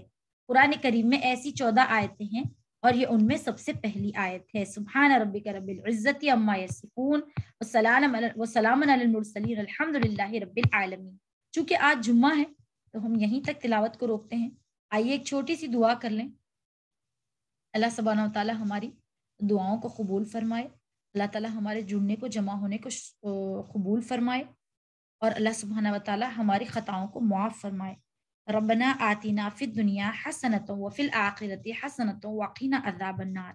اللہم صلی علی سیدنا محمد وعلی آل محمد وبارک وسلم۔ رب ارحمہما کما ربیانی صغیرا، رب ارحمہما کما ربیانی صغیرا۔ بے شک میوٹ کر کے آمین کہہ دیں۔ اللہ تبارک و تعالیٰ ہمارے اس پڑھنے میں اگر کوئی کوتاہی، کوئی غلطی، کوئی بھول چوک ہو گئی ہو تو ہمیں معاف فرما دے، اور ہمیں اپنی جناب سے بہترین رحمتیں عطا کرے۔ آج رمضان کا آمین پہلا جمعہ ہے، اللہ تعالیٰ اس جمعے کے صدقے میں ہماری تمام تر خطاؤں کو معاف فرما دے اور ہمیں سچے آمین پکے مسلمانوں میں بنا دے۔ اللہ تعالیٰ ہمیں صحت کی زندگی اور ایمان کی موت عطا کرے، عذاب خبر سے پاک خبر، اور قیامت کی زندگی میں بلا حساب و کتاب جنت میں داخلہ عطا فرما دے۔ آمین آمین ثم آمین۔ الحمدللہ اس دنیا میں پوری روئے زمین پر جتنے لوگ ہیں، خاص طور سے ارم نے کل جس خاتون کا ذکر کیا ہے عظیمہ کا، اور جن لوگوں نے فائزہ اور ارم، اور جو لوگ ہیں یہاں فاروق اسلم، سب لوگوں کی اللہ تبارک و تعالیٰ دعاؤں کو قبول فرمائے۔ اللہ سبحانہ و تعالیٰ ان کی جائز تمام حاجتوں کو قبول فرمائے، ان کے بچوں، ہم تمام کے بچوں پر اپنی خاص رحمت نازل فرمائے، ہر برائی سے آمین ہمارے تمام بچوں کو محفوظ رکھے۔ آمین ثم آمین وآخر دعوانا ان الحمد للہ رب العالمین۔ جزاکم اللہ خیرن کثیرن۔ آپ تمام یہاں لوگ جڑے اور جمع ہوئے، اللہ تعالیٰ آپ کی آمین آمین۔ قبول کرے۔ یہ دعا آپ کے حق میں بھی قبول ہو، آمین آمین اللہ تعالیٰ آپ کو اس کا اجر عطا فرمائے۔ آمین آمین۔ آمین۔ اوکے، اللہ حافظ، جزاک اللہ۔